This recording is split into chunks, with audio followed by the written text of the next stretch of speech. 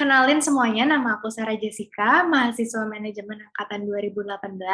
Sekarang saya bekerja di Lux Asia sebagai Human Resource Assistant dan juga sebagai Food Content Creator di TikTok sambil menyelesaikan tugas akhir saya.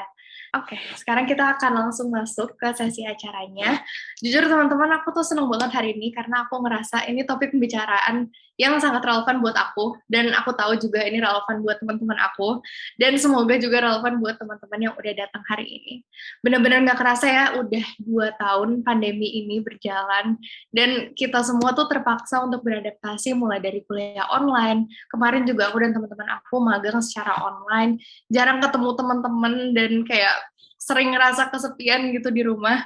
Aku pribadi pun ngerasa loh Bu, aku kayak 2 tahun kebelakangan ini susah banget gitu.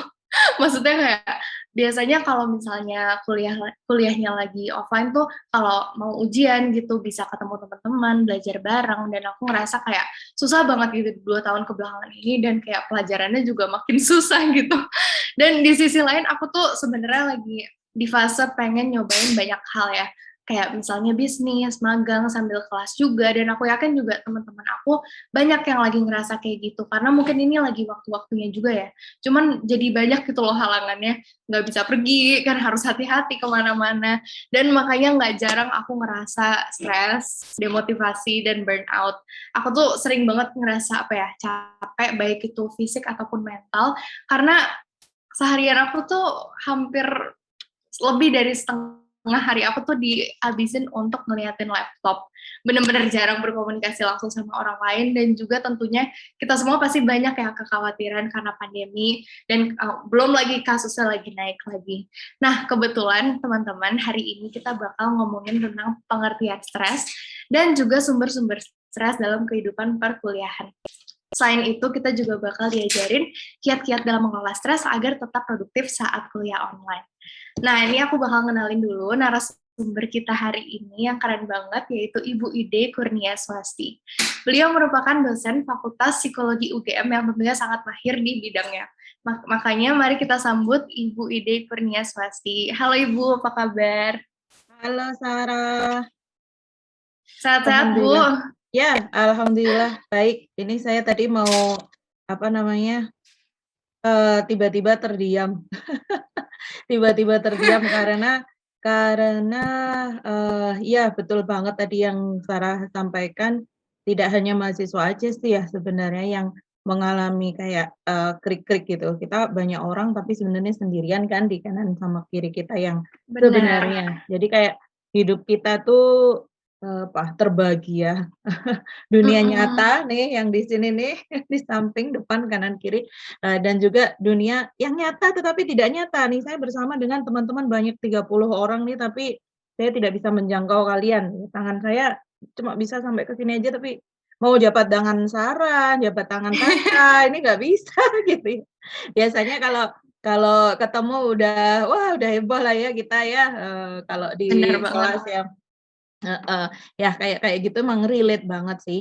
Dan teman-teman semua, saya kira ini kalau 34 orang tuh malah pas ya, malah pas maksudnya tidak terlalu besar gitu, kelasnya, dan kita bisa anggap saja sesi ini, adalah sesi ngobrol-ngobrol gitu aja Sarah.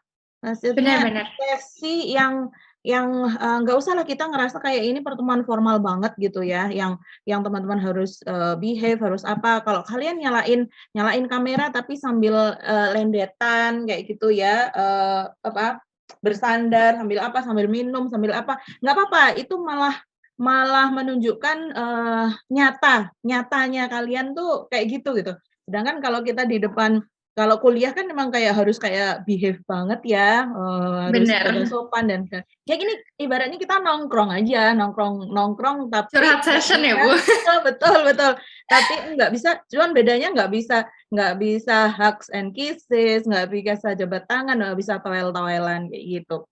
Sehingga, Benar banget. feel free teman-teman semuanya santai aja di sesi siang hari ini, kita manfaatkan waktunya justru buat ngobrol-ngobrol aja. Kalau misalnya ada tiba-tiba kepikiran apa, terpikir nggak perlu raise hand, nggak perlu apa, teman-teman bisa langsung tuh tulis di chat misalnya.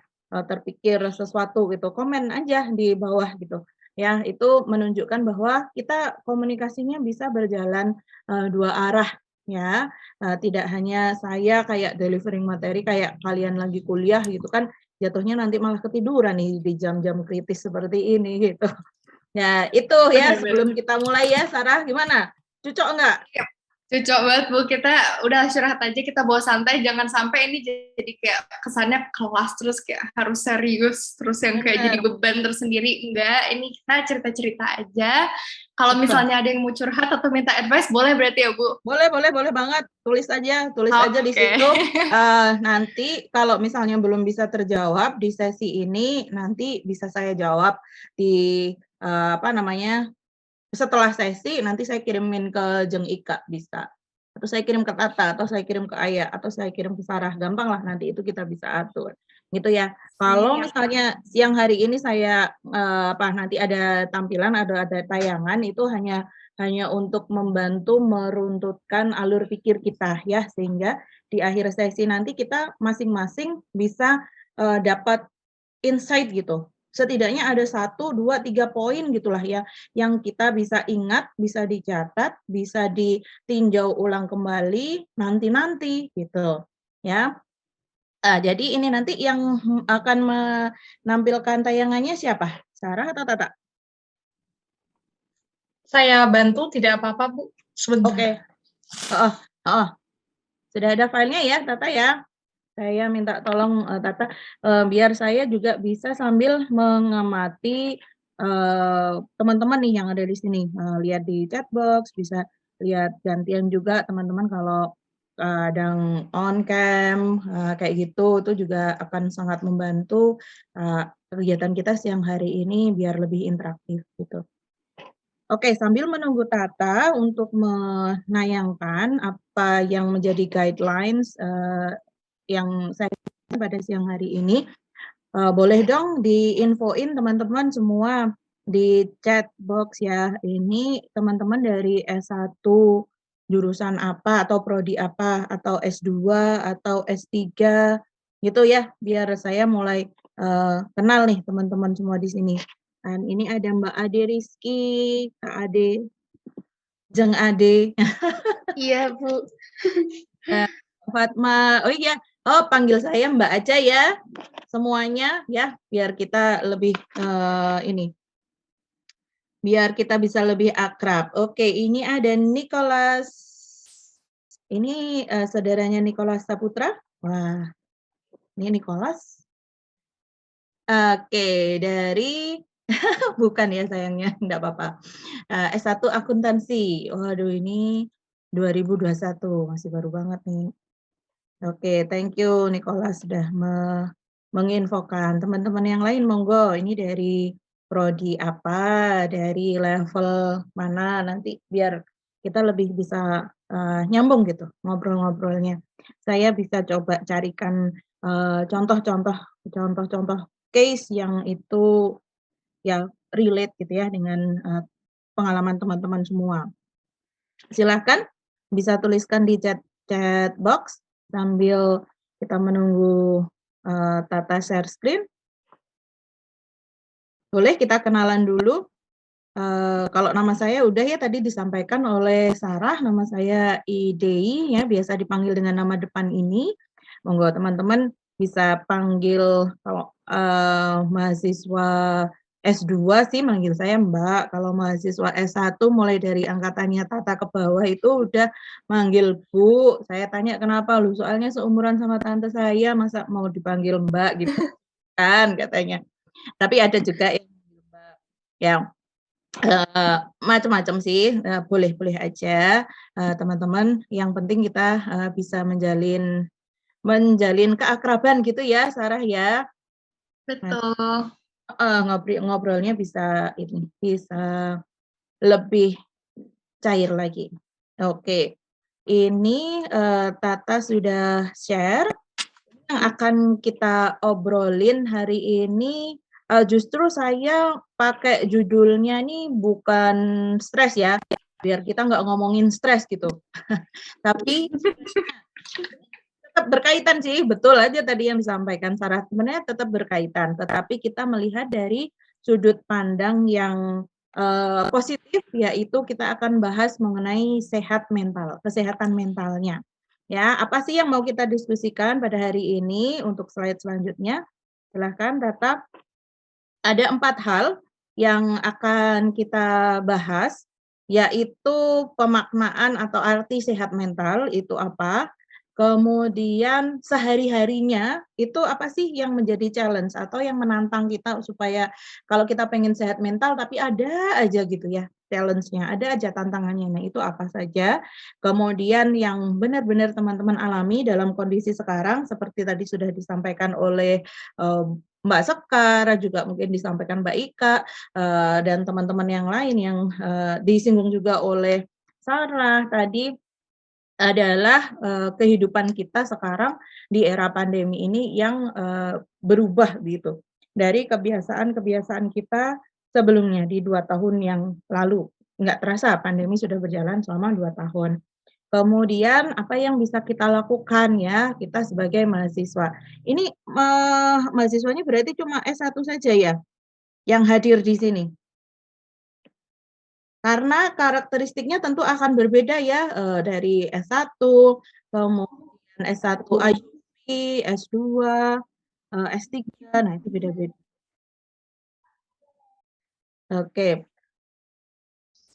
Ini baru Niko nih yang menyampaikan ke saya. Saya dari S2. Yuk. Fatma ya? Iya. Fatma S2 ya?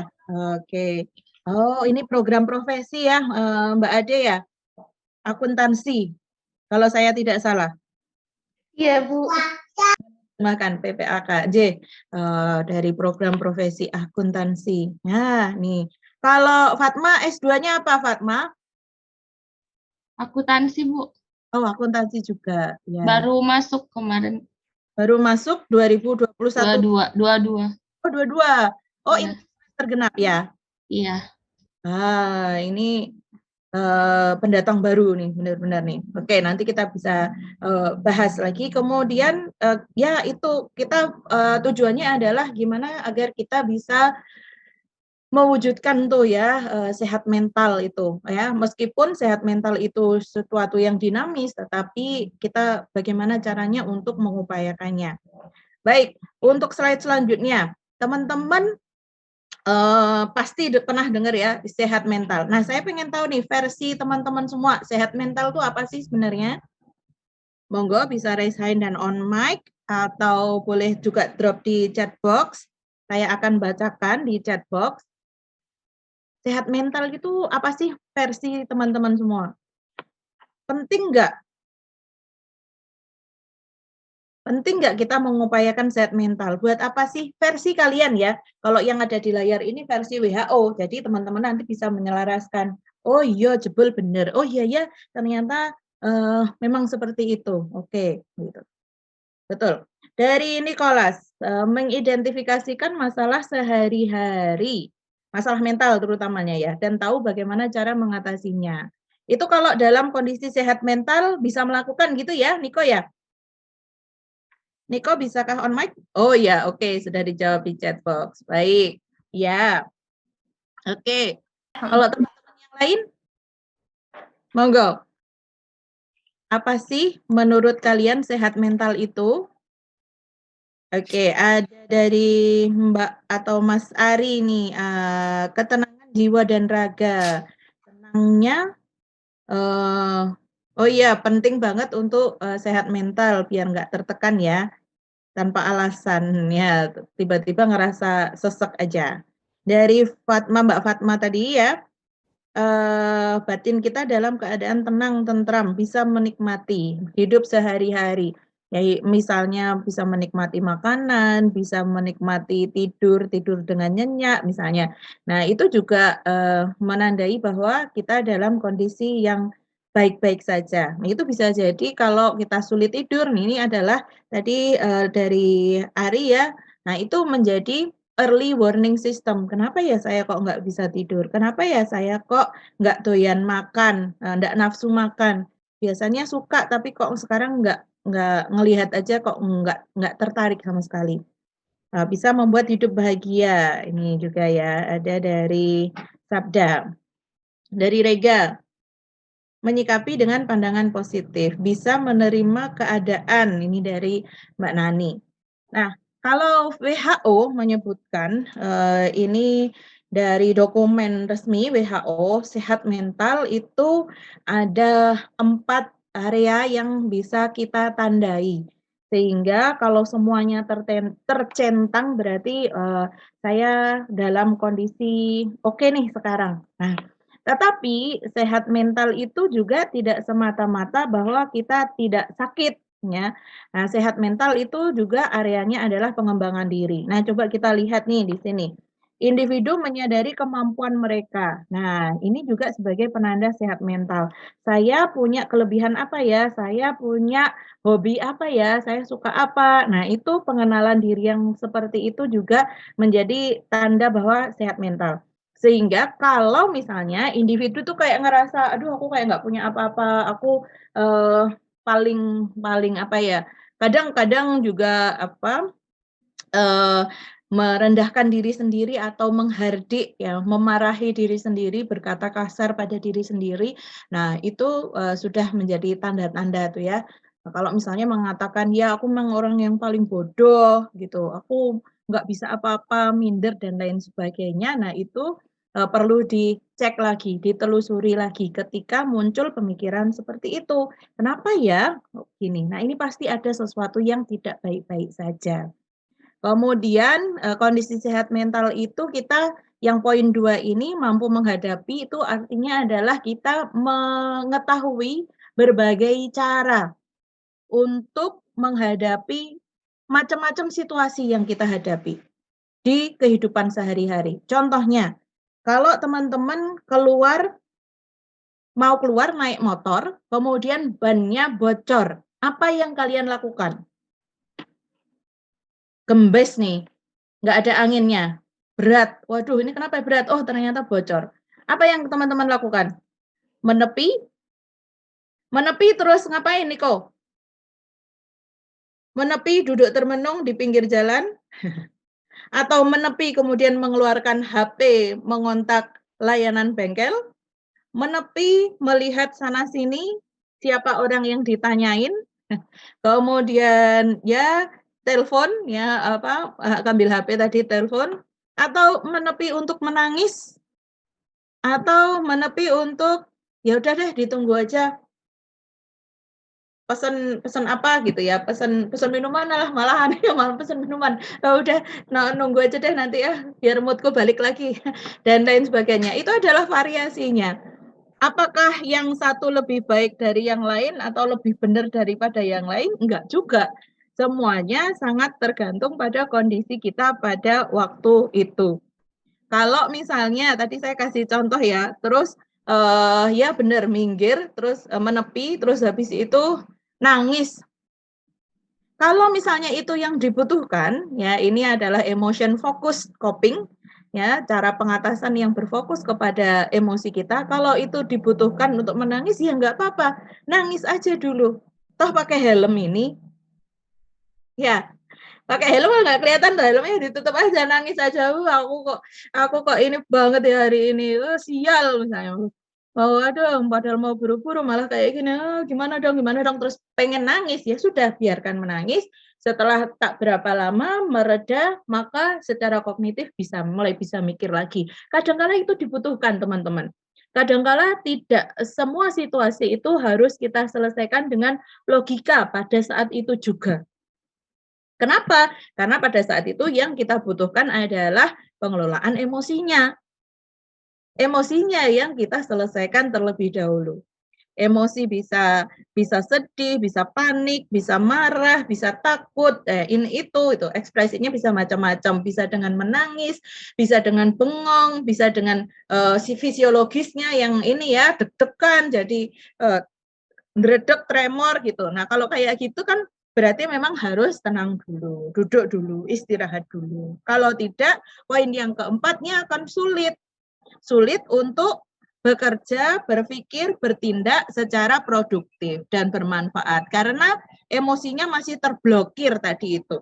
Nah, ada yang ganjel, ada yang masih membutuhkan untuk diekspresikan.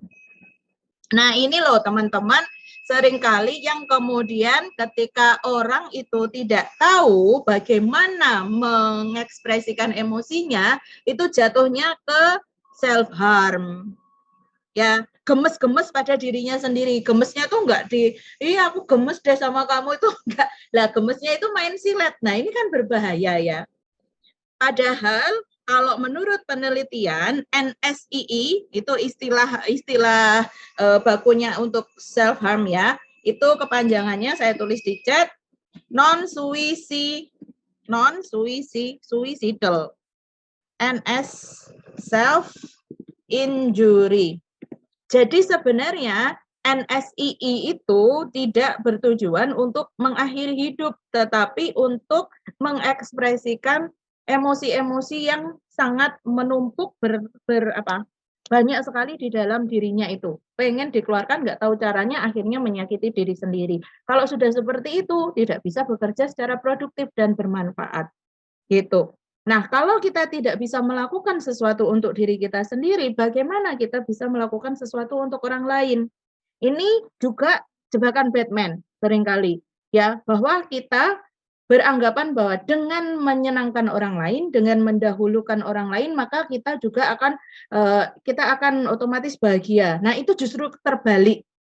Kalau kita mau memberikan sesuatu kepada orang lain, kita harus penuhi diri kita dulu. Kenapa? Agar ketika melakukan untuk orang lain itu kita dengan ikhlas, dengan happy, dengan tidak ada ekspektasi-ekspektasi yang justru bisa membuat kita kecewa. Kayak gitu, kontribusinya tuh seperti itu. Ketika sehat mental, maka kita akan lebih bisa berkontribusi kepada orang lain. Ini 4 area yang disampaikan oleh WHO.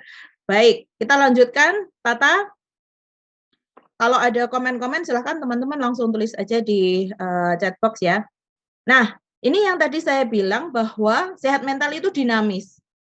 Ya, tidak bisa kita misalnya, wah ini saya sehat mental, selamanya saya sehat mental. Itu tidak. Tetapi ada ups and down-nya. Ya, kalau tadi di awal Sarah nanyain, Mbak Ide sehat, Bu Ide sehat gitu. Itu sebenarnya sudah termasuk seharusnya ya, sudah termasuk 2 kesehatan, yaitu sehat mental dan juga fisik sebenarnya. Ya, jadi boleh saja kalau saya misalnya ditanyain begitu, terus saya jawabnya, iya saya sehat, cuman ini saya lagi sedih, kucing saya nggak pulang-pulang dari kemarin, saya khawatir. Itu juga termasuk sebenarnya, ya. Jadi itu yang belum familiar aja, belum menjadi kebiasaan kita bahwa untuk menyampaikan kondisi mental kita pun sebagai bagian dari kesehatan kita secara menyeluruh. Dan itu dinamis, ya, ups and down. Kadang kita baik-baik aja, kadang-kadang kita pilek, ya, sama kayak gitu juga. Kalau kesehatan mental, kadang-kadang kita oke, kadang kita happy, kadang kita ngerasa aman, lega gitu. Kadang-kadang juga kita ngerasa bahwa ya aku mumet gitu. Kalian para mahasiswa mumet ya, saya dosen juga mumet juga gitu ya. Teman-teman liburan semester ya saya ngeberesin nilai. Teman-teman siap-siap masuk kuliah, saya menyiapkan bahan kuliah. Nah kayak gitu sama aja. Semua orang memiliki kerumitannya sendiri-sendiri. Ya toh, ya enggak? Benar enggak? Kalau kita bilang wah enak ya kamu kayak gitu. Pertanyaan berikutnya adalah mau enggak tukeran? Kemarin teman-teman misalnya nih ngelihat Indra Kents gitu ya, wah yang kemarin bukan yang sekarang, kemarin, wah keren ya 25 tahun duitnya banyak banget misalnya, kemudian bisa ini barang-barang branded dan lain sebagainya, oh enak ya jadi DE gitu. Nah jadi dia, terus sanggup nggak kira-kira kalau kita menjadi dia? Habis itu ada masalah seperti sekarang, wah terus pada kabur semuanya ya. Waduh, nggak mau lah gitu. Kalaupun kita tahu sebenarnya kehidupan orang-orang yang kita lihat itu seperti apa, ya secara sosial ini, nah sebenarnya tidak seperti itu senyatanya. Nah sehingga paling pas itu adalah kita lebih banyak berfokus kepada ya sudah diri kita sendiri saja dulu, baru kemudian kalau tadi alur yang 4 dari WHO tadi, ya kontribusi kepada lingkungan sosial itu yang di akhir itu. Yang keempat, regulasi emosi penting juga. Tadi saya contohkan. Kalau kebanan terus minggir dulu, menepi dulu, mau nangis dulu, ya tidak apa-apa. Itu adalah bagian dari regulasi emosi. Berempati itu juga penting ya untuk menjaga sehat mental kita. Jangan terlalu cuek lah, tetapi juga jangan terlalu tersedot ya. terlalu masuk, carried out, carried away gitu, terbawa situasi atau terbawa dari permasalahan orang-orang yang ada di sekitarnya. Kita bisa mengatur tuh, berempati, peduli, tetapi tidak terlalu masuk ke dalamnya. Kemudian itulah yang disebut dengan fleksibilitas. Kita bisa ada banyak situasi yang di luar dugaan kita. Nah, itu enggak terbawa suasana atau tidak terbawa perasaan, tidak baper. Saya sering mengamati kalau di media sosial itu orang nggak saling kenal berantem dengan orang lain di situ, entah di Twitter, entah di TikTok, entah di Instagram, entah di Facebook, di mana saja gitu. Hal-hal yang sebenarnya nggak berkaitan dengan mereka malah bisa jadi di kehidupan nyatanya kebawa-bawa pusing gara-gara aduh aku diserang netizen padahal nggak kenal ini nggak ngapain kayak gitu dipusingkan. Nah, itu kita bisa memilah-milah ya harusnya ya fleksibel letaknya di situ. Melihat fungsi kita di dalam sosial itu seperti apa. Ya. Kalau ngefans, teman-teman ada ngefans terhadap figur tertentu kah? Boleh di-share? Ngefans sama siapa? Ada nggak yang disukai? Bapak Ridwan Kamil misalnya? Waduh. Atau siapa ya? Siapa? Dian Sastro atau siapa? Sarah, kamu ngefans sama siapa, Sarah? Agnes Mo? Siapa ya, artis Korea kali Bu, Kim Son Ho. Korea ya? Iya. Banyak sih. Ada Kim Son Ho kan, terus ada Hyun Bin. Mungkin teman-teman di sini tuh James Eva Celia. Aku juga suka tuh Eva Celia. James, kamu nggak patah hati kan? Celia mau nikah? Nah, ini kalau James patah hati, oh ikhlas. Oke, bagus. Nah, saya ikut bahagia ketika Eva bahagia gitu. Bagus. Kalau James sampai ikutan sedih gitu, nah ini berarti sudah carried away ya pada kehidupan idolanya. Ya, seringkali kayak gitu. Itu yang berantem antara kubu Mayang, kubu Fuji. Nah, itu. Padahal mereka nggak kenal juga sama Mayang sama Fuji, nggak kenal dengan orang-orang yang berantem di sana juga. Tapi sampai seperti itu, sehingga ini tidak berfungsi sebenarnya ya. Mereka justru meninggalkan dunia nyata mereka dan sibuk dengan dunia yang sangat-sangat yaitu surrealis ya. Nggak nyata, buat apa dibelan-belain. Nah ini mungkin ya gara-gara pandemi kemudian muncul jenis gangguan mental baru nih ya kayak gini nih, gangguan psikososial ya, tidak bisa berfungsi. Oke. Sehingga di situ ada ketidakharmonisan nih ya pada kondisi fisik dan juga pikiran dia. Padahal kalau sehat mental tadi ada yang menyebutkan di chat box tadi juga perasaan tenang, perasaan lega, kehidupan sehari-hari merasa nyaman, bisa makan enak, tidur nyenyak, bisa piknik dengan tenang gitu ya, menjalani kesempatan-kesempatan seperti itu. Nah, sehat mental, monggo Tata slide berikutnya. Itu promoting 3 area. Tidak hanya untuk diri kita saja, tetapi kalau diri kita mungkin lebih ke psychological well-being ini ya, tetapi juga di area emotional well-being dan juga social well-being. Kalau satu orang promote their own well-being ya, one's own well-being, misalnya saya atau Sarah, itu kita mengutamakan nih well-being saya sendiri, well-being Sarah. Nah, kumpulan dari orang-orang yang sehat secara mental ini akan membawa dampak kepada lingkungan sosial yang juga sehat gitu. Lingkungan yang aman, lingkungan yang suportif, lingkungan yang memberikan dukungan dan itu menjadi buffer, menjadi pencegah dari faktor-faktor resiko yang mengancam kondisi psikologi seseorang. Nah, itu tujuannya untuk sehat mental. Jadi bukan hanya untuk diri kita sendiri sebenarnya, tetapi ingat-ingatlah bahwa apa yang kita lakukan itu berkontribusi untuk orang lain. Kalau kita melakukan hal yang kurang pas, ya orang lain terdampak. Nah, maka baiknya kita melakukan hal yang baik-baik kan, yang bagus-bagus gitu loh. Sehingga orang lain juga terdampak bagusnya. Semuanya jadi oke. Nah, oke, kita lanjutkan, Tata. Ya. Nah, kalau stresor di dalam hidup kita, nah ini nanti pas banget dengan pertanyaan dari Jeng Nani nih ya, nanti nyambung dengan apa yang akan saya sampaikan. Stresor di dalam kehidupan kita itu in general ada 4 kelompok. Ya, oke, slide berikutnya Tata.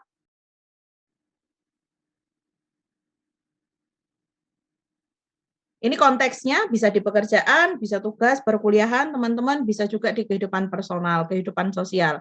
Nah, apa saja 4 tadi? Yang pertama adalah frustrasi. Ya. Frustrasi itu adalah suatu kondisi ketika individu ini punya tujuan, punya keinginan, tetapi keinginan tersebut tidak berhasil dia capai sendiri. Keinginannya dari dia sendiri, kemudian dia tidak bisa mewujudkan. Jadi kalau bahasa Jawanya itu, istilahnya itu kagol. Nggak tahu nih pada ngerti bahasa Jawa apa enggak. Kecewa. Kecewanya itu adalah kecewa yang ditujukan pada diri sendiri. Biasanya kata-katanya itu adalah seandainya tadi aku nggak begini, pasti aku sekarang begini. Seandainya aku tadi begitu, pasti aku sekarang nggak begini. Dan segala macamnya. Nah itu, as if gitu. Itu terus yang berkecamuk di dalam diri individu. Frustrasi. Oke, silahkan Bram, Mas ingin Braman. bertanya, bedanya frustrasi dan penyesalan itu apa ya? Karena saya juga mengalami hal yang sama, tapi nggak tahu itu lebih ke frustrasi atau penyesalan, kalau boleh tahu. Oke, ya. Bisa jadi kalau frustasi itu menyebabkan penyesalan. Intinya kalau frustasi adalah kondisi unmet tadi, yang tidak sesuai, tidak tercapai. Punya keinginan A, kemudian diri sendiri ini tidak bisa mencapai A tersebut.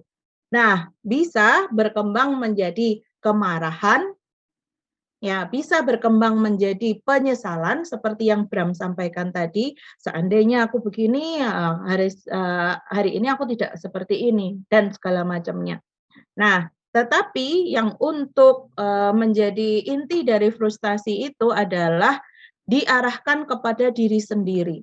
Penyesalannya, kemudian amarahnya, kekecewaannya. Nah, itu semua ditujukan kepada dirinya sendiri, bukan pada orang lain. Kalau kecewa sama orang lain, ya itu kecewa gitu aja. Kalau frustasi itu dia punya keinginan, dia sendiri yang gagal mencapai keinginannya. Nanti akan kita bedakan dengan pressure. Karena pressure itu sumbernya dari luar. Kalau frustasi ini sumbernya dari dalam. Keinginan kita tidak bisa mewujudkannya, tidak bisa mencapainya. Jadi kecewa pada diri sendiri, marah pada diri sendiri, menyesal. Nah, penyesalannya itu ditujukan kepada dirinya sendiri. Gitu ya, Bram? Bisa mewujudkan dalam bentuk penyesalan seperti yang dirimu sampaikan. Baik, kita lanjutkan dulu.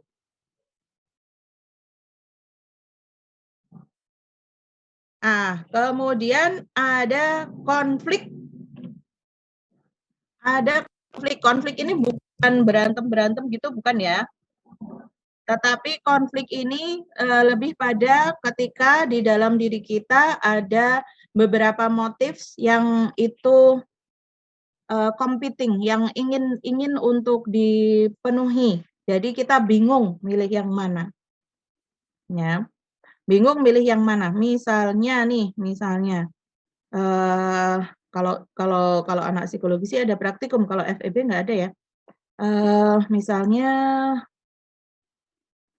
gini aja, misalnya nih ada undangan Zoom 2 dalam waktu yang sama, satunya mandatory, satunya yang ingin kalian ingin kalian hadiri. Jadi satunya tuh wajib disuruh oleh orang, satunya adalah keinginan kalian sendiri. Apa yang kemudian kalian lakukan? Kira-kira dalam situasi itu, dua-duanya harus ada tuh nama kalian di sana. Satu pakai laptop, satu pakai HP, Bu. Double gadget gitu. Satu benar, jadinya double gadget. Padahal Tapi nggak fokus teman-teman, jadinya.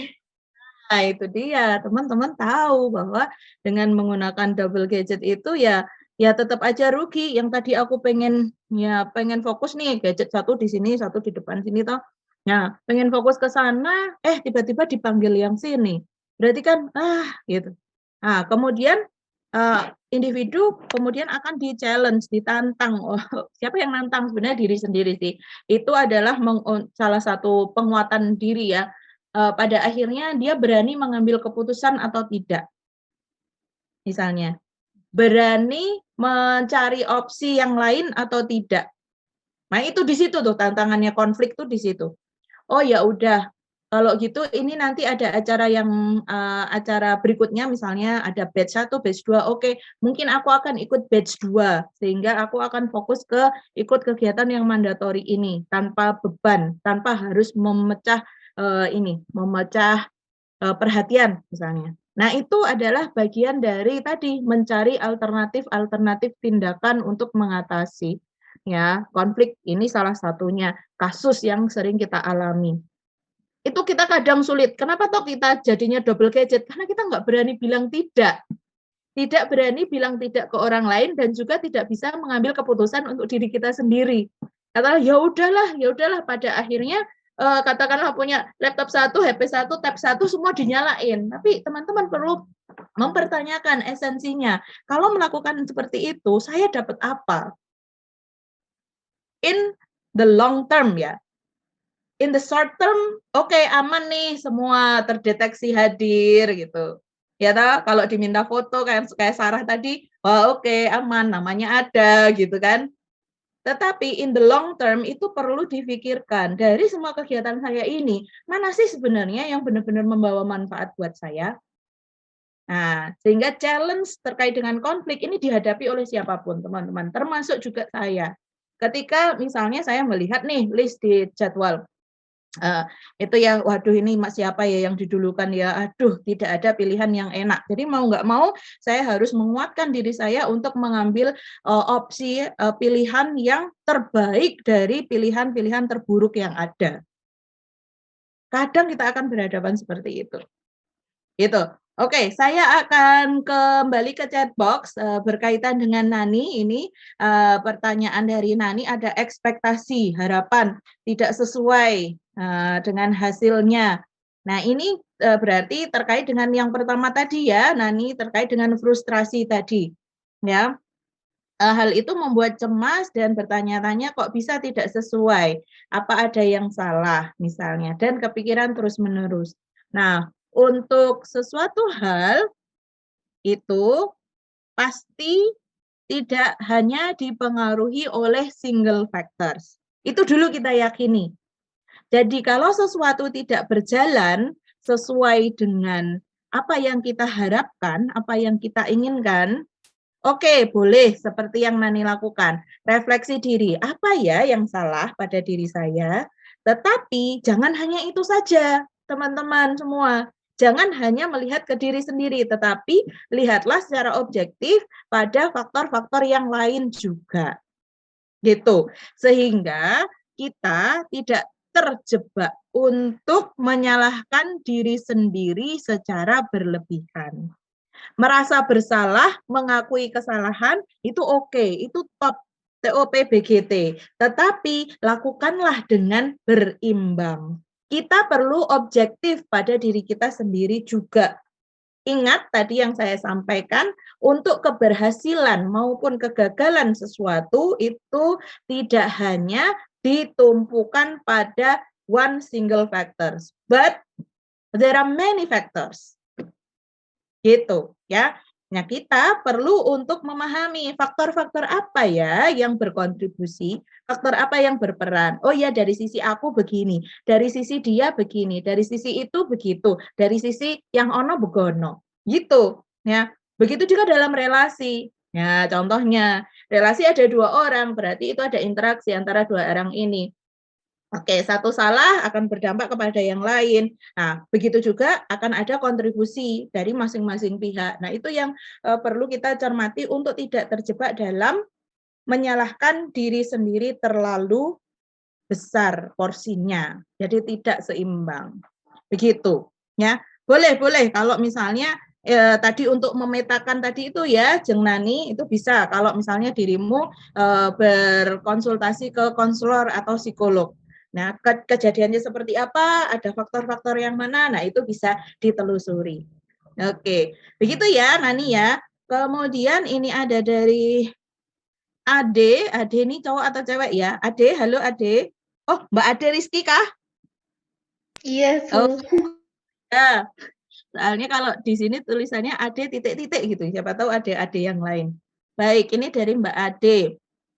Mbak Ade dengan anxiety. Ini berarti GAD ya? Generalized Iya, Bu, anxiety.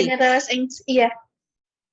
Generalized anxiety. Jadi random gitu ininya ya. Bisa tiba-tiba. Baik. Muncul.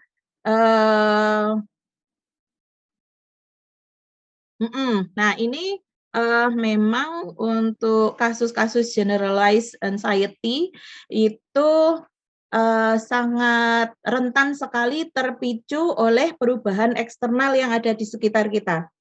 Tiba-tiba ngelihat apa gitu, jadi terpicu lagi, ikut cemas gitu.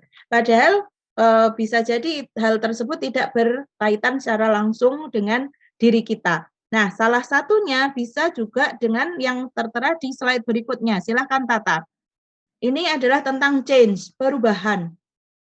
Oh, masih konflik ya? Enggak apa-apa. Oh, ini tadi sudah saya jelaskan di contohnya.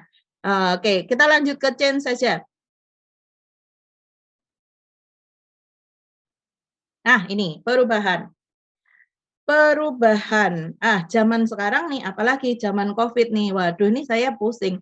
Kemarin saya baru nge-switch nih jadwal yang direncanakan pertemuan 3-4 itu luring agendanya karena ada latihan alat tes. Nah, itu harus diganti ke tukar pertemuannya. Nah, ditukar pertemuannya, ditukar semuanya. Nah, ini sangat melelahkan dan itu luar biasa. Saya sendiri juga mengalami cemasnya ini ya. Kayaknya setiap hari itu harus prepare besok ada apa,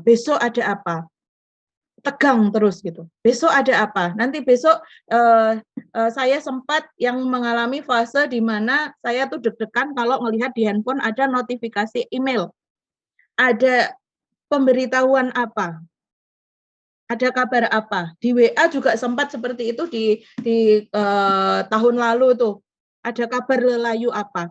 Nah, ini adalah perubahan-perubahan yang terjadi di luar yang kemudian menyebabkan kita terdampak juga. Begitu Mbak Ade dan juga teman-teman yang lain. Sehingga saya bisa memahami nih terkait dengan overthinking-nya itu adalah kondisi yang kayak harus siaga terus-menerus gitu ya Mbak Ade ya. Harus prepare. Iya, Ini gimana ya? Ini gimana nih? Jadi tidak membiarkan kemudian diri kita untuk tenang barang sejenak dan itu sangat-sangat melelahkan. Nah, ada cara-cara untuk meredakan. Ada yang sifatnya itu ada 2 hal ya. Ada sifatnya untuk menghilangkan, untuk menghindari rasa sakit. Yang kedua adalah untuk melakukan pemaknaan. Menghindari rasa sakit itu contohnya kalau kita sedang cemas itu pengennya kan kemudian happy ya. Nah, akhirnya kita ngerasa relief-nya dengan pesan GoFood, makanan yang enak. Itu membuat aku jadi lebih tenang, lebih reda. Ya, itu. Atau binge watching. Ya ini mumpung langganan Netflix. Nonton aja lah, nonton. Nanti kalau aku nonton, moodku akan membaik. Nah, padahal waktunya banyak yang hilang kemudian setelah selesai nonton ya pusing juga. Waduh, akhirnya apa? Menghindari pain kan, laptopnya disembunyiin. Aku tidak mau melihat laptop. Laptop membuatku deg-degan.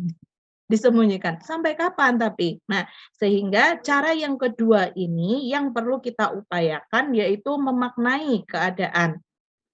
Memaknai, menghadapi. Kalau sudah dimaknai otomatis akan berhadapan dengan itu. Dihadapi, tidak dihindari, tidak melarikan diri. Nah, sehingga pelan-pelan itu ya, oke, fokusnya pada di mana perubahan itu pasti. Yang pasti itu justru perubahan, tidak mungkin tidak ada perubahan, ya kita semua akan mengalami perubahan tersebut. Nah, sehingga yang kita lakukan adalah menerimanya. Segala sesuatu pasti akan berubah dan aku akan, kalau ada perubahan seperti itu, ya I do my best. Aku akan melakukan yang terbaik yang aku bisa.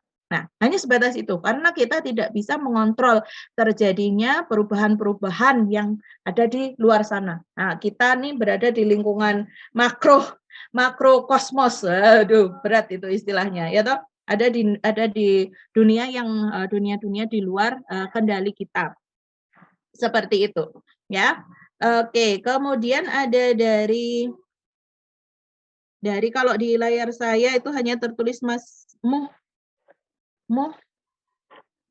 ya, Mas Muhammad, saya tebak.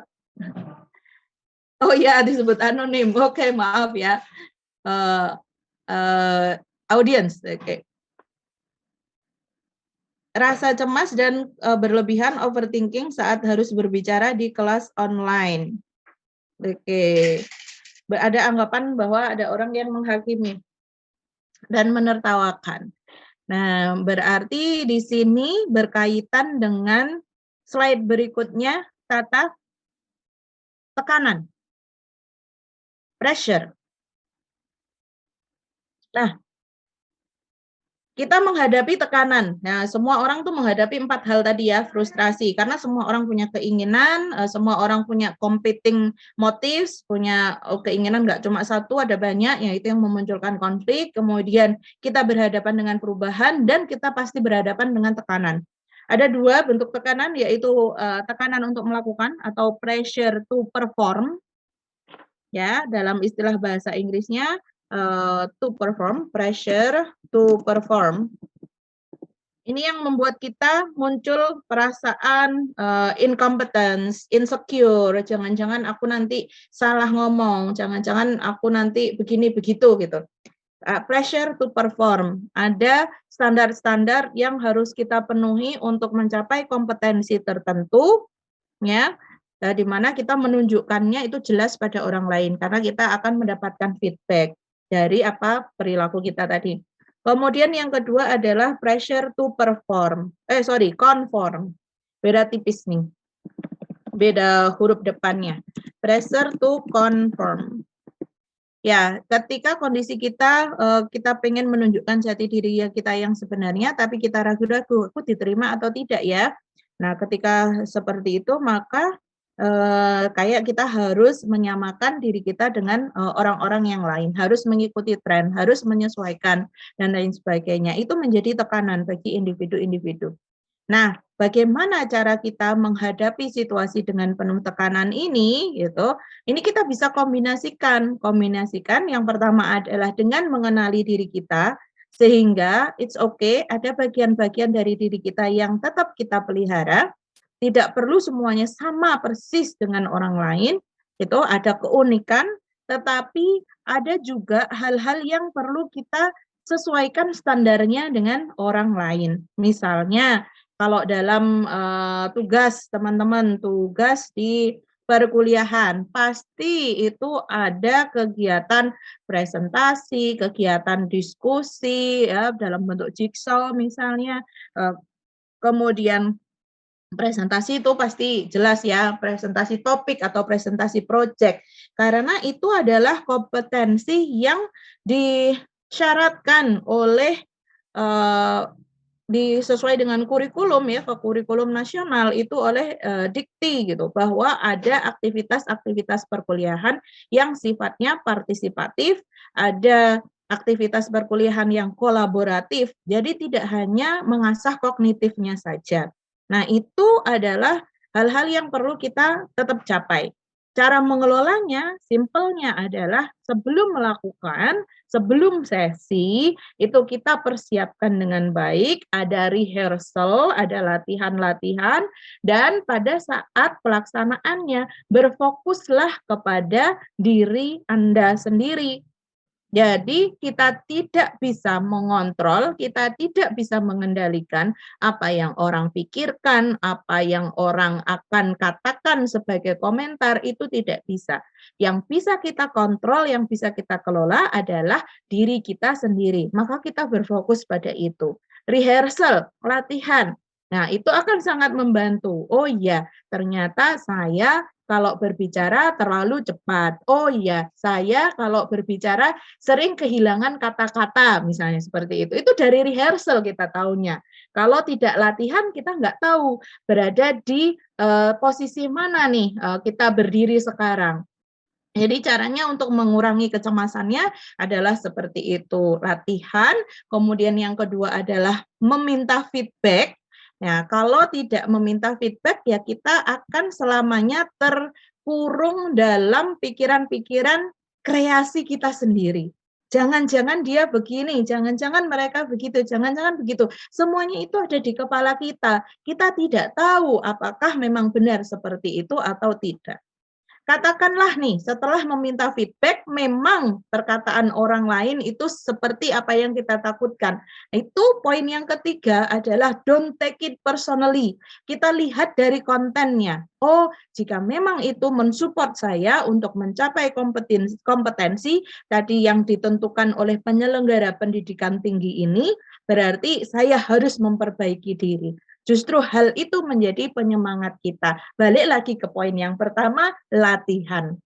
Ya, proverb says practice makes perfect. Kita latihan. Kayak gitu aja terus-menerus. Hidup ini juga penuh latihan sih sebenarnya ya, terus-menerus.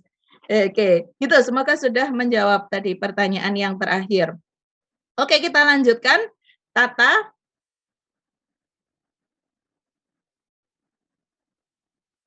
Ya, 4 tadi itu ya teman-teman bisa dicatat, semuanya mengalami. Yang berbeda adalah bagaimana respon kita ketika menghadapi situasi itu. Semua mengalami frustasi, semua mengalami konflik di dalam dirinya, mengalami tekanan-tekanan, mengalami perubahan. Nah, kondisi realnya mahasiswa saat ini dengan perkuliahan daring itu memang tidak bisa dipungkiri ya, adanya cemas, adanya depresi, merasa tidak berdaya begitu ya kalau depresi ini. Nah, tetapi sebelum lebih jauh memberikan label kepada diri kita, nah kita mengatakan lebih baiknya kita mengatakan bahwa ya saya baik-baik saja, ini muncul tanda-tanda yang itu normal dialami oleh orang pada umumnya. Kemudian karena ini tidak nyaman, maka saya merasa perlu untuk seek for help, mencari bantuan. Jadi jangan bergegas, jangan cepat-cepat untuk menyebutkan diri teman-teman, wah ini aku depresi nih, aku sekarang depresi. Nah, jangan disimplifikasi seperti itu ya, karena harus ada gejala-gejala yang memang kuat dan sudah terkonfirm oleh health practitioners ya, bisa dari psikolog, bisa dari psikiater. Tapi fenomena itu memang nyata adanya.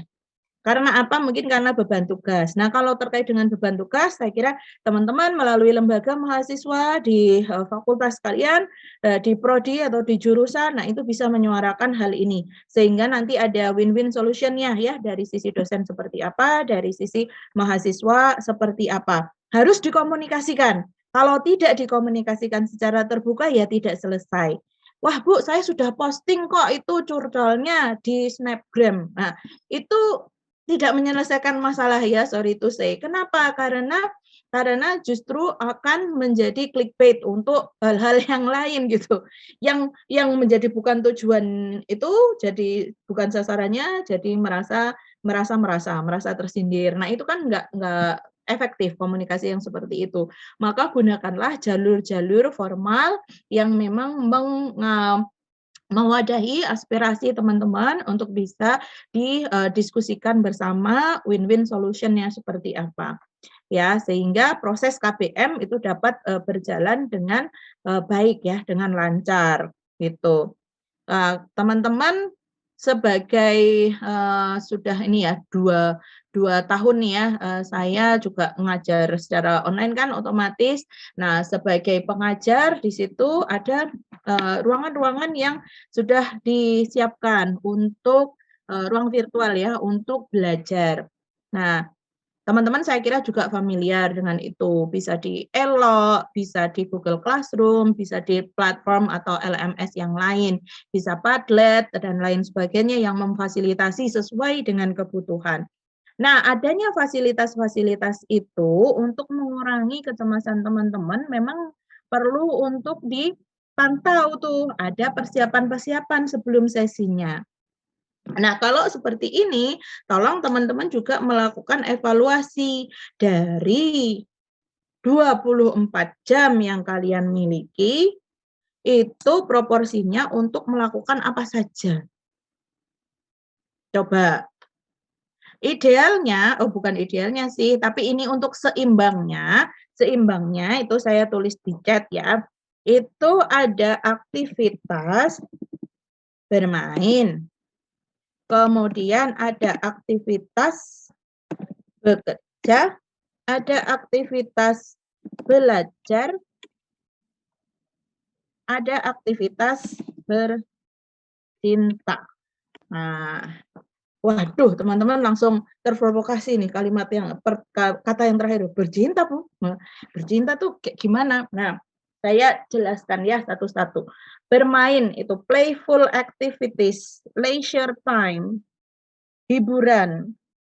Itu penting juga gitu.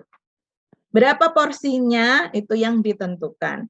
Kalau bermain itu ambil katakanlah half of hours in a day, artinya berapa? 12 jam sendiri untuk bermain.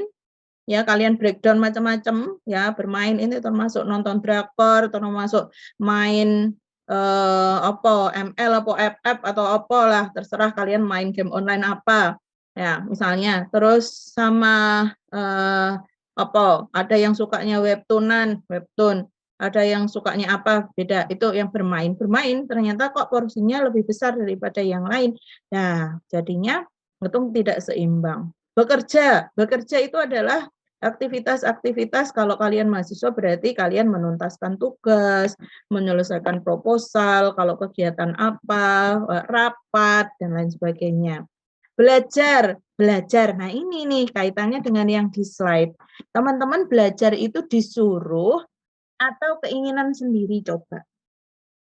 Jujur dari lubuk hati terdalam. Saya tuh sering kalau di classroom tuh kan mengingatkan, teman-teman semua materinya sudah ada di sini ya, ini linknya, silahkan dicek. Nah, saya tuh ya nggak tahu, belum pernah nanyain, dicek beneran nggak sih sama mahasiswa? Kalau saya lihat dari view di YouTube-nya, ya ada sih, oke ya bagus. Kalau misalnya itu video baru dan saya lihat oh ini mahasiswanya view-nya kok berapa kali lipat dari jumlah mahasiswa di kelas saya. Padahal itu link-nya adalah unlisted, biasanya kalau materi kuliah itu unlisted, jadi nggak bisa diakses orang luar. Oh baguslah berarti adik-adik mahasiswa ini tadi baru nonton sampai menit berapa, terus stop dulu, terus nanti nonton lagi, atau dia nonton ulang, ya baguslah berarti itu ada keinginan untuk belajar. Jadi bagus kalau misalnya keinginan belajar itu muncul dari diri sendiri, sehingga tidak akan memunculkan keterpaksaan. Ya, belajar karena ingin tahu, dan kalau seperti itu maka teman-teman akan mendapatkan yang tadi, oh aku ikut ini karena pengen tahu ini. Nah di akhir sesi teman-teman bisa menyimpulkan, oh iya ya aku udah dapat tadi yang ingin aku ketahui. Nah itu belajar. Nah kemudian bercinta nih yang terakhir. Bercinta itu tidak sesederhana atau tidak sebatas dengan misalnya ini kita terjemahkan aktivitas seksual antara laki-laki perempuan atau antara couples. Tidak, tetapi bercinta di sini adalah untuk mengasah emosi kasih sayang kita. Bisa dengan diri kita sendiri loh. Itu yang pertama malah sebenarnya harus di situ, dengan diri kita sendiri loh, dengan apa? Dengan melakukan, aktivitas-aktivitas self compassion, beristirahat yang cukup, makan yang benar, minum air putih yang banyak, minimal 1 liter sehari misalnya. Hal-hal seperti itu, exercise, nah itu saya yang masih susah banget tuh melakukan exercise secara rutin. Itu adalah bentuk cinta kita kepada diri kita sendiri, satu. Kemudian cinta kita kepada keluarga, kepada sahabat, kepada pasangan. Cinta kita kepada lingkungan, misalnya teman-teman yang suka hobi bersih-bersih lingkungan, ya tidak perlu nunggu ada acara kerja bakti sudah cabut-cabut rumput sendiri. Nah itu juga menjadi apa ya, kita jadi punya welas asih gitu loh orangnya, nggak keji, nggak kejam, nggak agresif. Nah, itu membantu, akan sangat membantu untuk meredakan permasalahan-permasalahan psikologis yang kita miliki. Punya hewan peliharaan. Ada nggak di sini yang punya hewan peliharaan? Di rumah, apalagi yang masih di rumah nih, sangat memungkinkan. Kalau di kos agak susah ya. Ada rumah kos yang tidak mengizinkan untuk bawa pet. Fatma punya kucing. Oke, bagus. Saya juga punya kucing. Kucing saya namanya mozzarella karena warnanya kuning. Nah, ada lagi ikan ya, Mbak Ade punya ikan. Nah, itu pada momen-momen kontemplasi, momen hening itu ya, oke nggak apa-apa ikannya itu sambil sambil dikasih makan, terus kemudian kita lihat gerakan ikan itu kalau bisa teramati. Nah, kemudian ikan itu berenang dengan santai, kita ikuti. Nah, itu bisa jadi meditasi juga, Mbak Ade. Oke. James, ada kucing namanya Lilo. Ya, ini terinspirasi dari film Lilo and Stitch ya, James ya. Oh iya, Mbak Fatma, ya kucing sudah saya ajak bicara ya. Walaupun dia tidak mengerti, walaupun dia tidak bisa membalas, tapi saya juga anggap dia ngerti aja. Dan saya nggak bakalan bisa marah kalau sama dia. Nah, itu akan membantu dari sisi emosi ya. Tidak membantu pemecahan masalah kita, tetapi membantu kita untuk relief emosi. Nah, ini adalah gunanya tadi bercinta tadi itu, ya. Kita menjadi calm down. Oh, punya Sarah namanya Nugget. Warnanya orange juga, Sarah? Bukan? Iya, Bu. Iya, warnanya orange coklat gitu kayak nugget. Gendut lagi. Kayak ini ya, apa namanya, tepung rotinya nugget yang sudah digoreng itu. Wah, kita jadi berimajinasi ya. Betul. Wah, kita bisa bikin komunitas pecinta kucing oranye. Oh, kalian ada yang join kucing UGM? Follow kucing UGM? Saya follow itu IG-nya, kucing UGM. Kucing-kucing di wilayah kampus Universitas Gadjah Mada. Ada yang bikin ini akun komunitas. Oke. Nah, tadi saya ke atas lagi. Tentang pikiran ya, pikiran. Seringkali pikiran itu muncul, kemudian ada percakapan-percakapan. Nah, ini adalah contoh dari konflik internal tadi ya. Ada di dalam diri kita pikiran itu competing. Mereka berkompetisi untuk siapa yang mau didengar dan siapa yang mau dituruti gitu. Kayak ingin menguasai gitu. Yang mana gitu. Ya, nah itu untuk membantu meredakannya kalau di kepala kita ada pikiran-pikiran yang banyak, nah itu teman-teman bisa dengan latihan ya, ini tidak bisa langsung tiba-tiba hilang ya. Latihannya adalah journaling dengan cara menulis journaling. Ya, ada kalau ini di terapi psikologi ya sebagai latihan, sebagai exercise-nya itu adalah ada istilahnya skriptoterapi. Jadi kita menuliskan kalau misalnya di situ di kepala kita kemudian muncul tokoh-tokoh ya kita tuliskan si A ngomong begini, si B ngomong begini. Nah, memang kalau kita tidak terbiasa jadinya aduh Bu, aduh Mbak, saya itu ngetik buat ngerjain tugas, nggak selesai-selesai, ini disuruh ngerjain yang kayak begini, gimana pula. Nah, tapi ingatlah bahwa ini exercise, ini latihan untuk kita memisahkan ya di kepala kita ada macam-macam ini tadi ya. Kalau dia masih ada di dalam kepala, maka dia akan berkerumun saja di sini, penuh, sesak, tidak memberikan kesempatan bagi diri kita untuk memikirkan hal lain karena sudah dikuasai. Tapi kalau kita tuliskan itu, kita tuangkan, maka akan berpindah. Akan berbeda sensasinya kalau kita membaca. Ini sudah ada kertas, kita membaca. Ini sudah eksternal, tidak ada di dalam kepala kita lagi. Itu exercise-nya, itu latihannya. Silahkan bisa kalau lebih intensif lagi, maka dalam konseling atau psikoterapi itu ada jadwal terstruktur yang bisa digunakan untuk memandu latihan-latihan seperti ini. Begitu. Oke. Kemudian kembali ke slide, ada masalah-masalah gangguan tidur, gangguan makan, kemudian kekhawatiran mengenai nilai akademik. Ini tadi pagi juga ada mahasiswa saya yang curhat karena kemarin mengerjakan kuis, dia dapat poin 7.5, jadi 7,5. Padahal kalau total semua itu 10, sehingga semalam dia nggak bisa tidur gara-gara kenapa saya nggak bisa dapat 10? Nah, ini mirip yang diceritakan Mbak Sekar tadi di awal ya.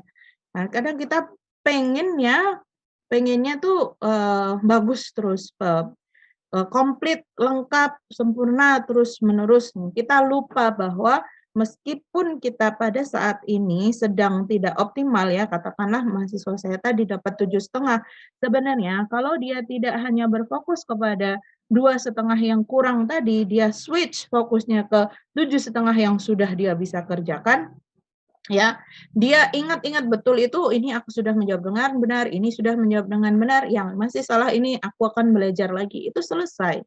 Kenapa? Karena kuisnya sudah kemarin, mau di gimana pun juga tidak akan bisa diulangi gitu. Tidak akan bisa diulangi meskipun kita menyesalinya, tidak bisa diulangi. Jadi, nah, yang bisa kita lakukan kalau ada emosi yang mengganjal gitu, oke, kita ekspresikan, tidak apa-apa.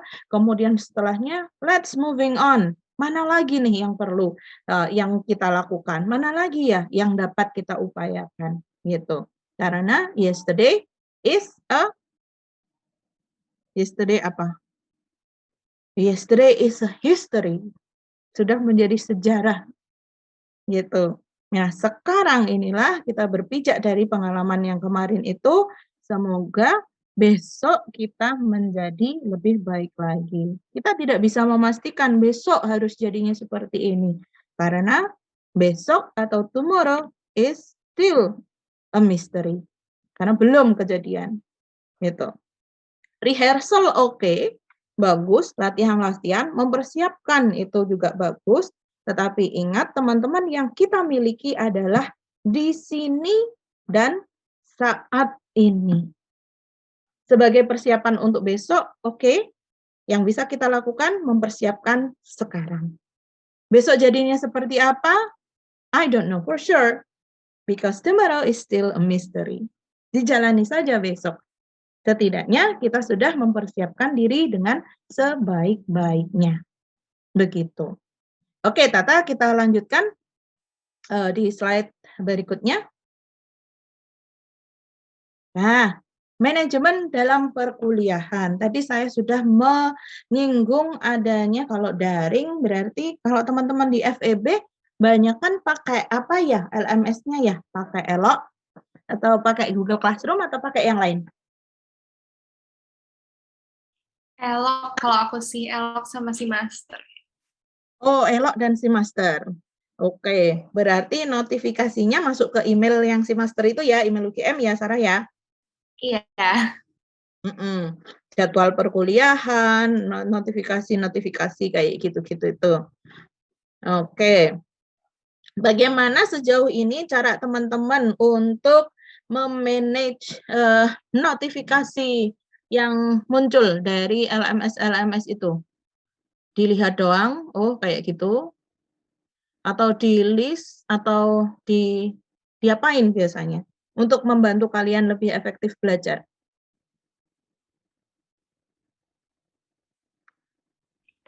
izin jawab ya Bu, kalau misalnya Boleh. aku biasanya kalau yang menurut aku penting, aku pindahin ke Google Calendar. Soalnya nanti kan bakal muncul itu kan. Soalnya aku tuh apa ya, Reminder.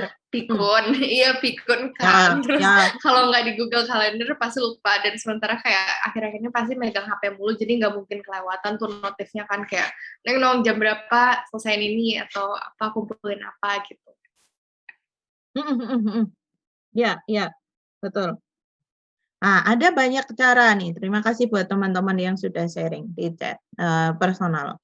Nah, betul. Ada dengan cara Sarah tadi, masukin ke Google Calendar. Itu sangat membantu juga karena ada reminder ya sekian menit sebelumnya, terutama untuk jadwal-jadwal. Untuk jadwal-jadwal sehingga nggak miss. Gitu. Kemudian ada cara yang kalau kalian crafty, kalian bikin kayak mading, ya mading ini kayak saya orangnya visual banget nih di ruang belajar kalian isinya di situ ada papan pakai sticky note atau pakai apa gitu yang mempermudah kalian secara visual itu kalau tidak menggunakan bantuan dari gadget itu bisa juga dengan dibuat daftarnya di buku catatan kalian. Nah, itu sudah membantu proses kita dalam mengingat dan sangat membantu dalam upaya kita melakukan self-regulated learning seperti yang ada di slide ini. Gaya masing-masing orang beda-beda tidak masalah, tetapi tujuannya adalah to make yourself a self-regulated person. Self-regulated, ada kata self-nya ya. Kalau regulated doang, itu berarti ada yang ngoyak-ngoyak.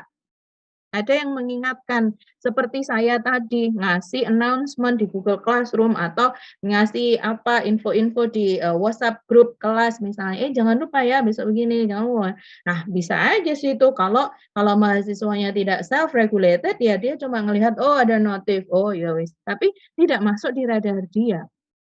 Padahal dengan sistem pembelajaran blended seperti ini ya, nanti blended ya, kalau sekarang mungkin masih full online, misalnya seperti itu, cara belajar tradisional yang teman-teman mengandalkan nanti akan mendapatkan penjelasan pada sesi sinkronus, itu sudah tidak bisa 100% kita adopsi lagi cara pemikiran seperti itu. Yang ada pada saat Zoom kalian pasti ngantuk. Wis toh, percaya. Pasti mengalami juga sih, ya kan? Di Zoom ya, sekian menit udah langsung aduh berat banget, berat. Matanya berat banget. Kenapa? Karena kalian solely rely on synchronous session.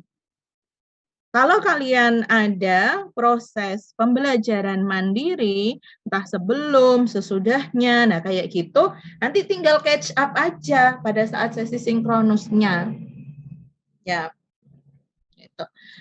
Kemarin ya, hari Selasa kemarin saya baru dapat ini, mahasiswa beneran ini cerita, di akhir kuliah gitu kan, saya selalu minta ke mahasiswa untuk menyampaikan what kind of insight that you got from this session.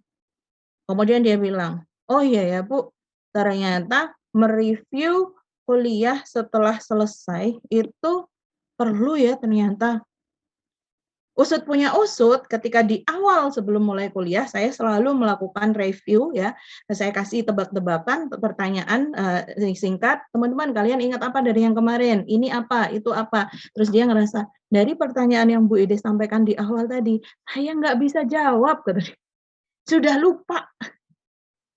Nah, saya pembelajaran mandiri itu perlu ya, teman-teman, self-regulated. Saya senang kalau tadi ada yang menyampaikan di chat box itu, saya belajar karena saya pengen belajar, pengen tahu. Nah, itu adalah semangat yang perlu tetap dilestarikan, guys. Kemudian yang kedua adalah kesadaran berkelompok. Tadi Sekar sudah menyinggung juga, ini kita kayak sendiri-sendiri ya, padahal dulunya bisa diskusi, pas mau UTS atau UAS itu bisa belajar bareng, sampai nginep mungkin karena begadangan bareng-bareng, ada rasa senasib sepenanggungan. Nah, kalau sekarang tidak bisa bertemu fisik, nah teman-teman bisa menggunakan media yang lain. Beberapa waktu yang lalu, Clubhouse itu kan ngetren banget tuh. Yang diomongin apa? Sampai nggak tidur ikutan Clubhouse. Coba. Apa? Siapa yang pernah ikut? Ikut grup siapa? Ikut obrolan di mana? Nah, kalau itu menjadi klub belajar, memungkinkan nggak? Teknologi itu, teman-teman ya, adalah tools. Kita yang megang tools.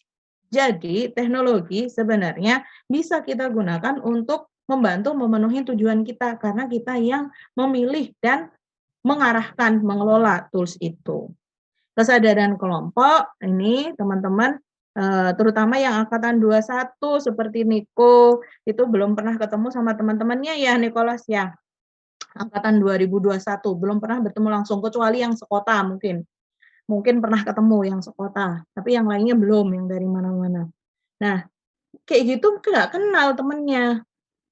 Coba kalau pas Zoom atau pas grup WhatsApp, nah gitu sambil mengenal teman-temannya, oh temanku kok belum ada ya sekarang. Nah ini kita juga mengembangkan kepedulian tadi, empati tadi. Ya, sehingga di situ kalau ada satu anggota atau satu peserta kelas yang kok jarang kelihatan ya, kok nggak pernah on cam ya, atau nggak pernah on mic ya bahkan, pokoknya nggak pernah kelihatan lah, ini kenapa dia? Apakah ada kesulitan? Apakah bagaimana? Nah, kesadaran kelompok seperti inilah yang juga bisa membangun perasaan senasib dan sepenanggungan, berjuang bersama-sama, solidaritasnya tinggi. Nah, tujuan tadi tidak semata-mata tujuan pribadi ya, kalau kita ngomongin kesehatan mental khususnya di sesi ini, tidak hanya emosional dan psychological well-being saja, tetapi menjadi social well-being, itu yang kita harapkan. Kita maju bareng-bareng, ya, bukan hanya di 1-2 orang saja, tetapi bareng-bareng. Bisa pakai ya aplikasi-aplikasi segala sesuatu yang terkoneksi internet atau komputer base gitu ya, untuk membantu kalian. Nah, di situ peran teman sebaya, bisa saling memotivasi, belajar bersama, cross-check pemahaman, dan lain sebagainya. Ini juga akan tetap, kalau misalnya tidak daring, juga tetap ada sih seperti ini. Hanya saja ketika daring, kita ubah modanya. Ya, modanya dari yang dengan tatap muka, modanya kita ubah menjadi pertemuan-pertemuan yang melalui daring ini. Oke, Bram dulu, silahkan Bram, baru setelah itu Sarah. Ya, saya ingin tanya ya, itu Bram, gimana kamu, cara? Bram, Hah? halo Bram, Iya. maaf, Bram ini S1, S2, atau S3? S1 saya. S1, oke. Angkatan berapa Bram? 20. 20, oke. Angkatan COVID pertama. Silahkan Bram, maaf memotong. Silahkan lanjutkan.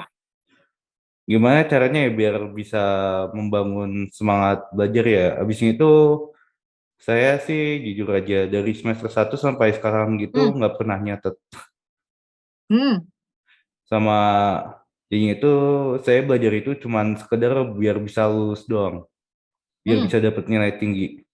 Sama ya karena online gitu ya jadi lebih gampang dapat nilai bagusnya. Saya aktif di kelas cuman buat dapat poin partisipasi saja sih.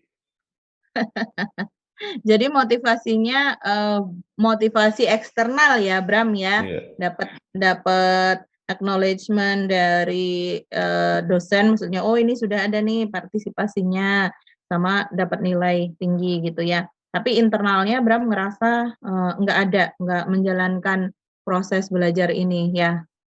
Nah, coba flashback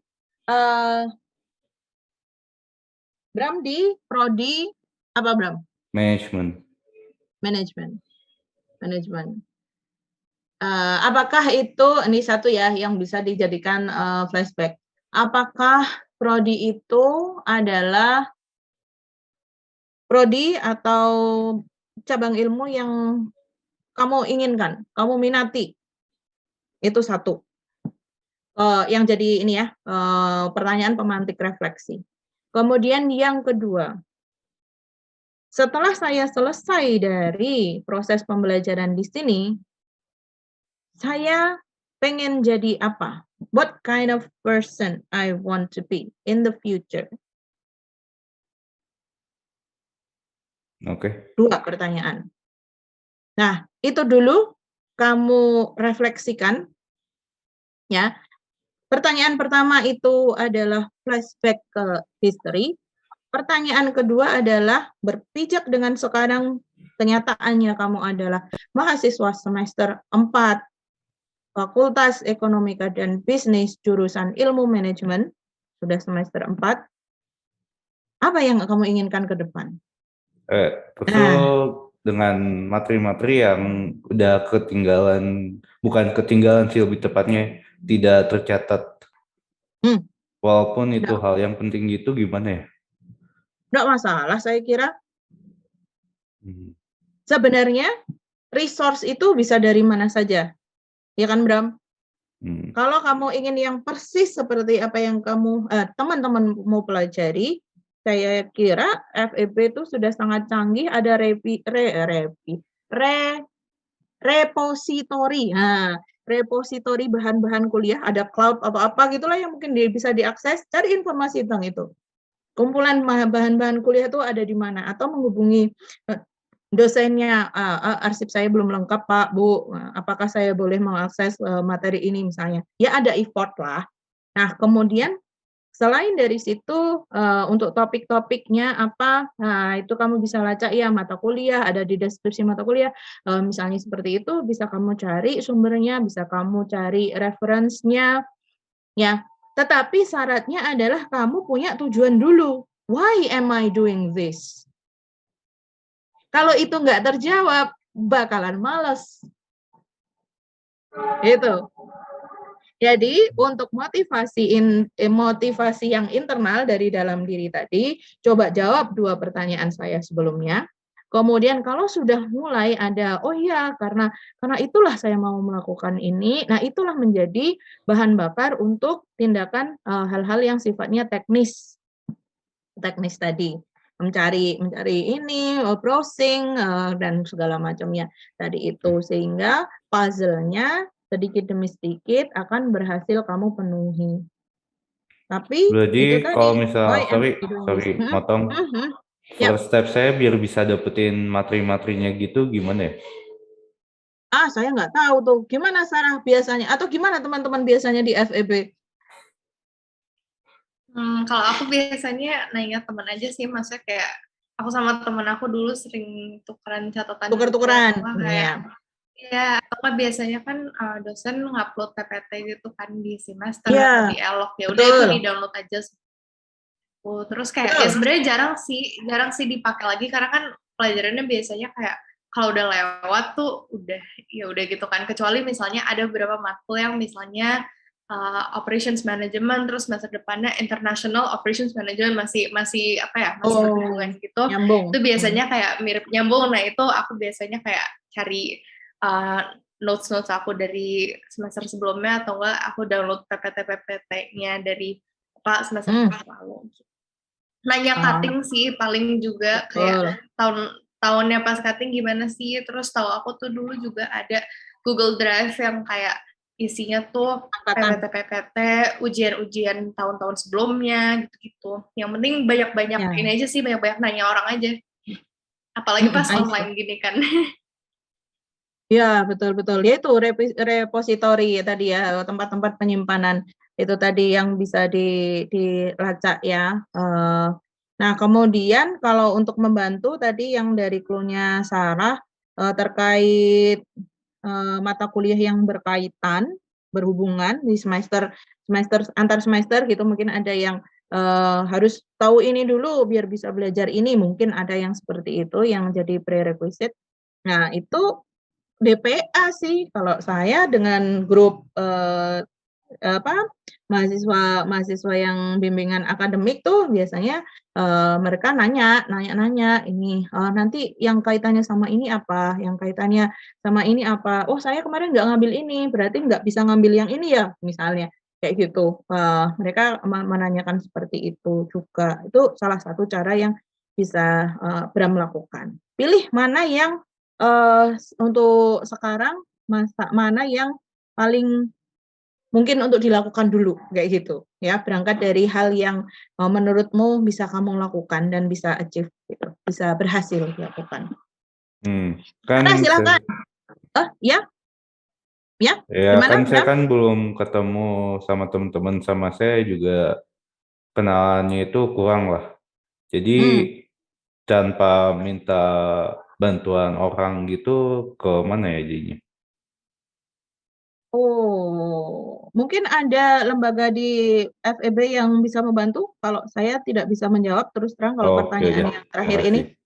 Iya betul. Kalau misalnya dari aku paling ini sih, kalau maksudnya pertama banget bisa ke grup angkatan, atau enggak cari, aku sih biasanya dulu ya cari kakak tingkat sih, soalnya kan mereka tahu lebih banyak gitu kan, dan kating-kating kamu kan juga sempat offline kan, jadi mungkin kayak mereka tahu lebih banyak resources.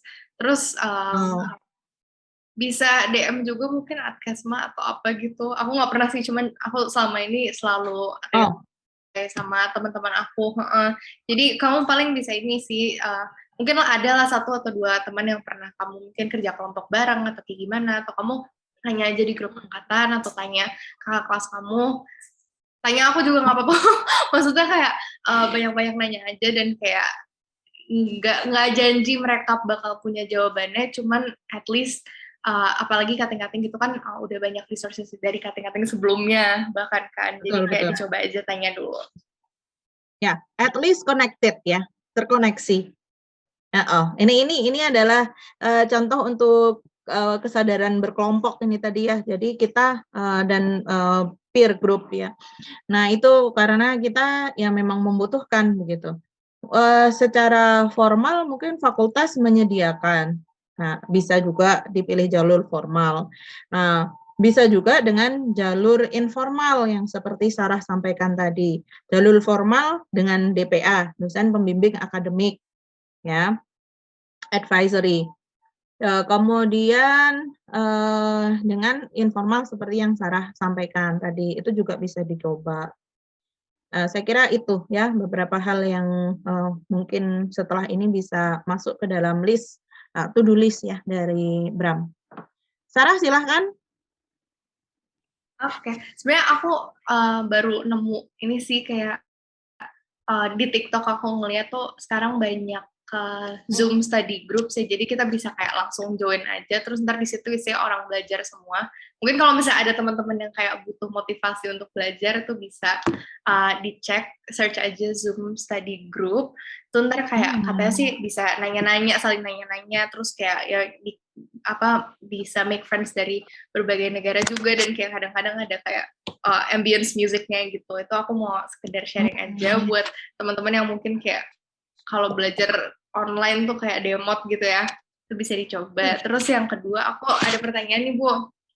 Jadi aku tuh sempat ini salah satu masalah terbesar aku sama online ini, dan aku juga sempat baca buku yang katanya tuh the word priority itu sebenarnya singular, itu bukan plural, yang artinya kayak prioritas tuh cuma satu hal yang paling penting, bukan kayak beberapa hal yang penting.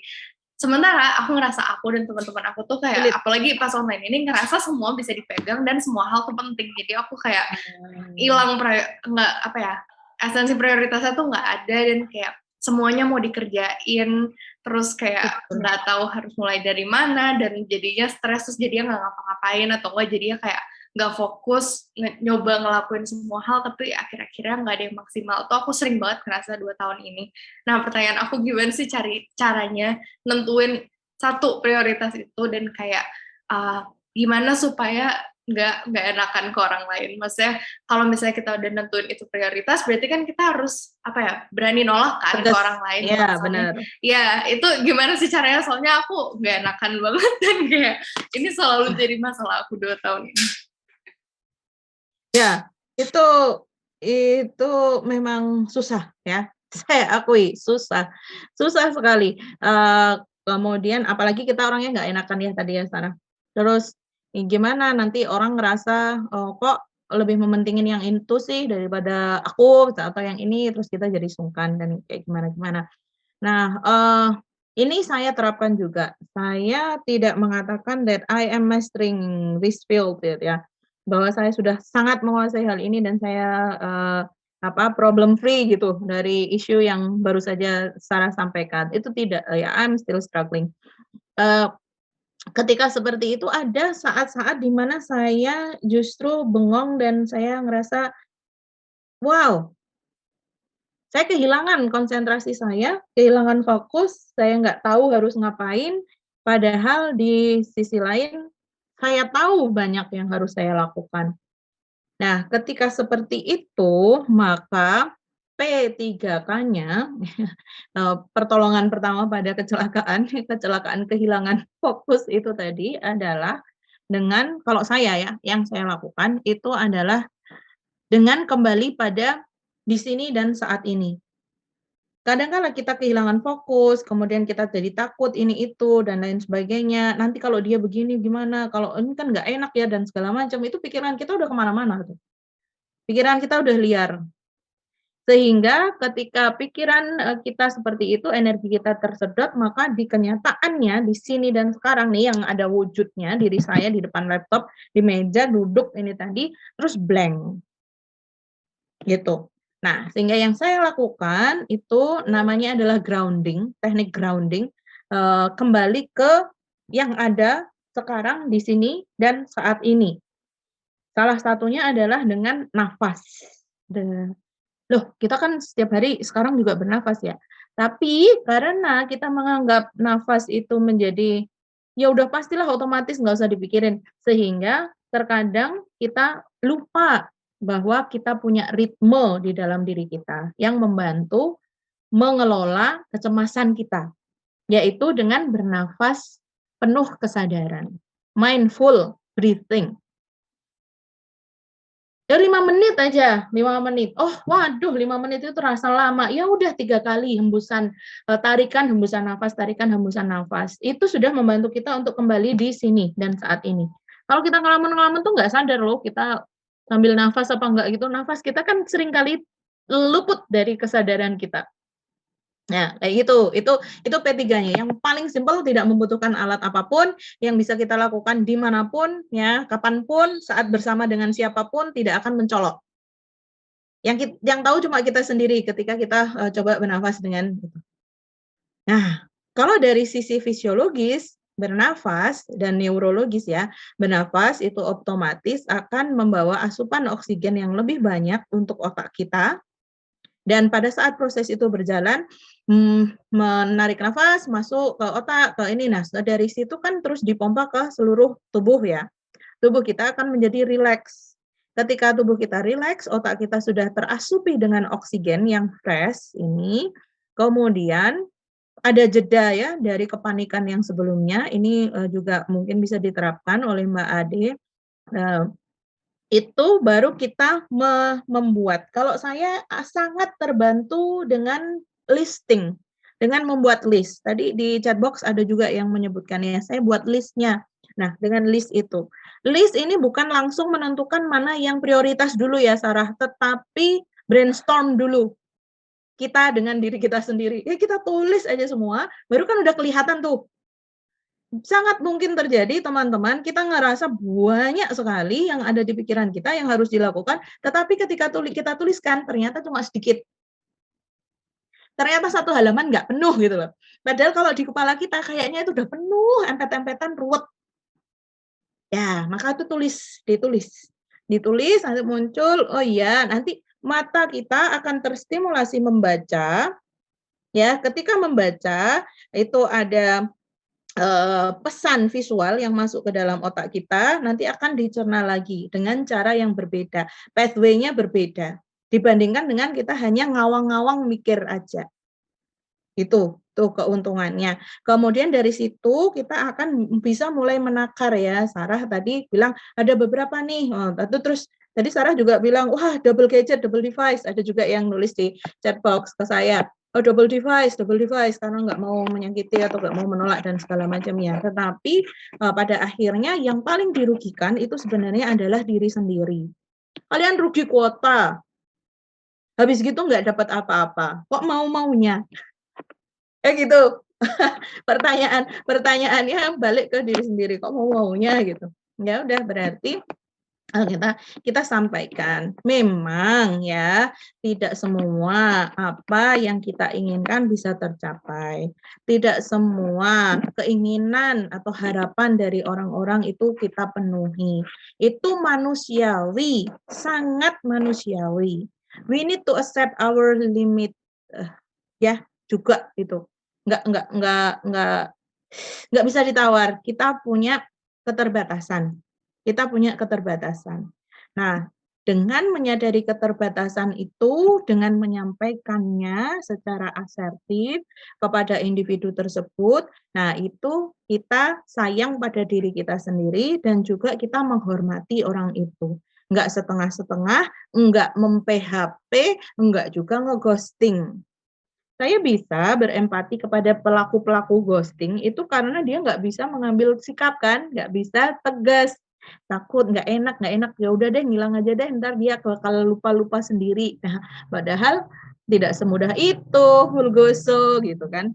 Ya itu yang terjadi. Jadi nggak apa-apa, memang itu belajar, berlatih. Kalau berlatih pertama, kedua, ketiga itu susah, kemudian nggak enak hasilnya, ya nggak apa-apa. Seperti teman-teman yang senang olahraga, yang bodybuilder gitu misalnya, ya pertamanya pasti sakit, tapi lama-kelamaan ototnya terlatih. Begitu juga dengan pikiran kita, lama-lama akan terlatih.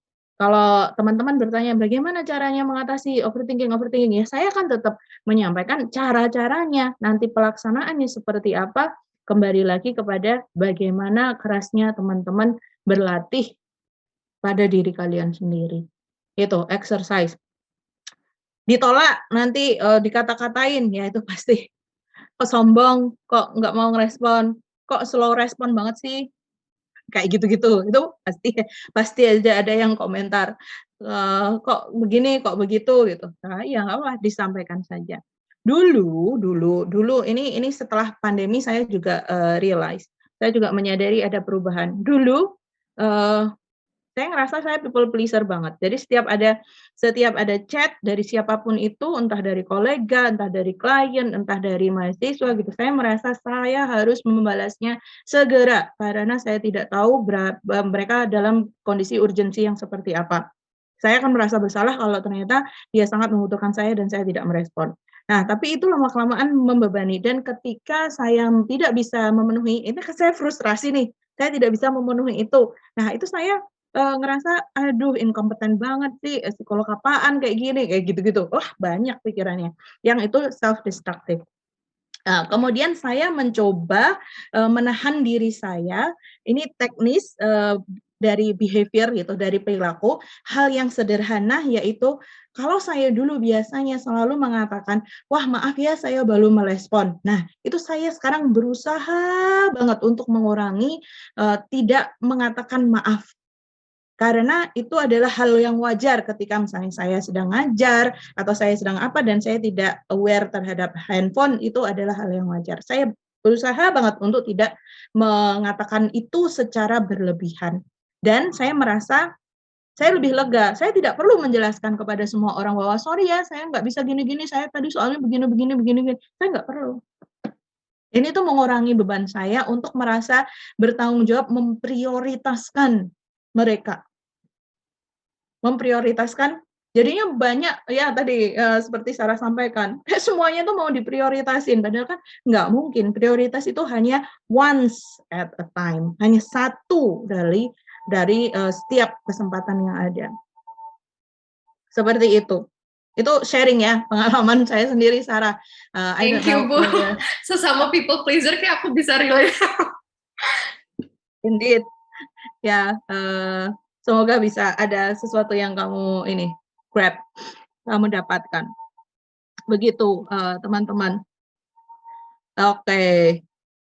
Saya cek lagi balik ke chat ya. Ini sudah slide terakhir. Jadi saya lihat ke chat juga. Cukup panjang. Oh ya, saya sudah memiliki ada diagnosis distimia dan mood disorder, both from psychiatrist and psychologist. Oke, masih rutin berkonsultasi. Bagus. Ya, motivasi comes and goes.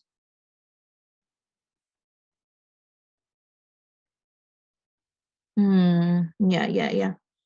Ya, motivasi, ya betul. Motivasi itu memang comes and goes sih. Nggak ada yang, ya itu merupakan bagian salah satu contoh dari changes tadi itu. Diri kita ini aja berubah terus, termasuk juga motivasi itu kan salah satu atribut di dalam diri kita. Ada yang kita semangat banget, ada yang kayak tadi saya bilang saya blank nggak tahu deh sama sekali apa, ya udahlah, ya udah 10 menit dah bengong. Karena mau dipaksain juga nggak bisa gitu. Wah, itu yang saya rasakan, mau dipaksain juga nggak bisa. Oke deh, takes your time, 10 minutes. Atur nafas, 10 minutes. Fokus ke nafas aja. Atur nafas. Tenang, minum air putih. Scan sekitar. Ada apa di sini? Pandangan jauh, pandangan dekat. Pandangan jauh, jauh ke atas langit. Coba keluar dari kamar kalian, lihat ke langit. Pohon, tanah, ya atas, bawah. Di bawah ada tanah. Ada kucing lewat. Ada tetangga lewat misalnya. Nah, itu menggunakan sense kita, menggunakan indera kita untuk kembali ke here and now. Ya, minum, makan, makan nggak usah yang gede-gede banget, nanti malah terjadi kenaikan berat badan ya. Makan tuh maksudnya agar sense kita, agar lidah kita ini terstimulasi gitu aja. Misalnya ambil permen atau tadi dengan minum itu juga sudah bisa kita lakukan. Nah, dari situ kita coba setelah sudah kembali tenang kondisinya, kemudian kita coba untuk mengajak kembali, menyapa kembali tadi apa yang sempat muncul di dalam pikiran kita. Nah, tidak semangat, aku nggak pengen kuliah hari ini. Coba kita sapa isi pikiran itu. Oh, kamu lagi nggak pengen kuliah hari ini. Capek banget ya. Itu kayak ngomong kepada diri sendiri sih ya, self-talk. Kamu capek banget ya, kamu capek banget. Karena kemarin kamu banyak kerjain tugas, kamu banyak lembur, kayaknya capek, bosen dengan rutinitas yang seperti ini ya. Kamu lelah. Oke, yuk kita istirahat dulu. So take your silent moment. Tadi kalau Sarah bilang ada apa tadi Sarah? Shooting ini ya, shooting sounds, songs kayak gitu ya. Musik-musik yang menenangkan. Boleh tuh banyak tuh di YouTube ya yang lofi gitu ya. Yang menenangkan. Oke, manfaatkan kesempatan itu. Bisa. Ya. Semoga itu bisa membawa ketenangan kembali, kemudian dari proses jeda itu tenang, kemudian bisa membangkitkan lagi semangatnya. Untuk pertanyaan dari saudari X ini sama seperti yang saya sampaikan ke Bram tadi, bisa lakukan flashback, mengapa saya menginginkan ini dan juga saya ingin diri saya menjadi seperti apa di masa mendatang. Jadi sekarang apa yang bisa saya lakukan? Itu. Kita tidak bisa melepaskan diri nih, semuanya terhubung ya. Yang sudah, yang sekarang, dan yang akan datang. Itu semuanya terhubung. Ya, proses yang sudah dijalani oleh X di kesempatan yang sebelumnya itu bagus, ya bisa terus dilakukan sesuai dengan yang dibutuhkan. Kemudian latihan-latihannya untuk saat ini seperti apa, dan kalau yang mendatang itu menghadirkan kecemasan-kecemasan, balik lagi ditarik ke sekarang. Apa sih yang saya cemaskan? Kadang kala kita tuh mencemaskan sesuatu yang memang benar-benar out of reach gitu, yang nggak bisa diapa-apain sekarang. Jadi kalau kayak gitu gimana? Lepasin aja, toh tidak ada yang bisa kita lakukan sekarang. Anchor-nya, jangkarnya adalah di sini dan saat ini. Itu. Yesterday is a history, while tomorrow will still be mystery. Nggak ada yang bisa kita lakukan. Yang bisa kita lakukan adalah sekarang, di sini. Itu ininya, mantranya. Sekarang, di sini dan saat ini. Itu yang jadi ininya ya, kuncinya. Semoga bisa menjawab untuk pertanyaan tadi. Kita masih punya waktu 2 menit, saya kira ini saya coba ya, ada 2 pertanyaan, semoga bisa cukup in 1 minute each. Merasa demotivated, kemudian ingin recharge. Ya, ini banyak juga nih pasti ya yang mengalami ya, demotivated, ingin recharge karena ya itu merasa tadi ada beban akademik ya. Tadi saya juga menyampaikan salah satu tantangan saat ini ada beban akademik. Kemudian ada kegiatan organisasi juga. Oke. Nah, untuk menjawab pertanyaan dari Elisa dan mungkin juga mewakili pertanyaan teman-teman yang lain, tolong diingat tadi ada 4 hal ya, keseimbangan psikososial untuk menjaga keseimbangan diri kita. Tadi ada apa aja? Yang pertama yang ber tadi itu? 1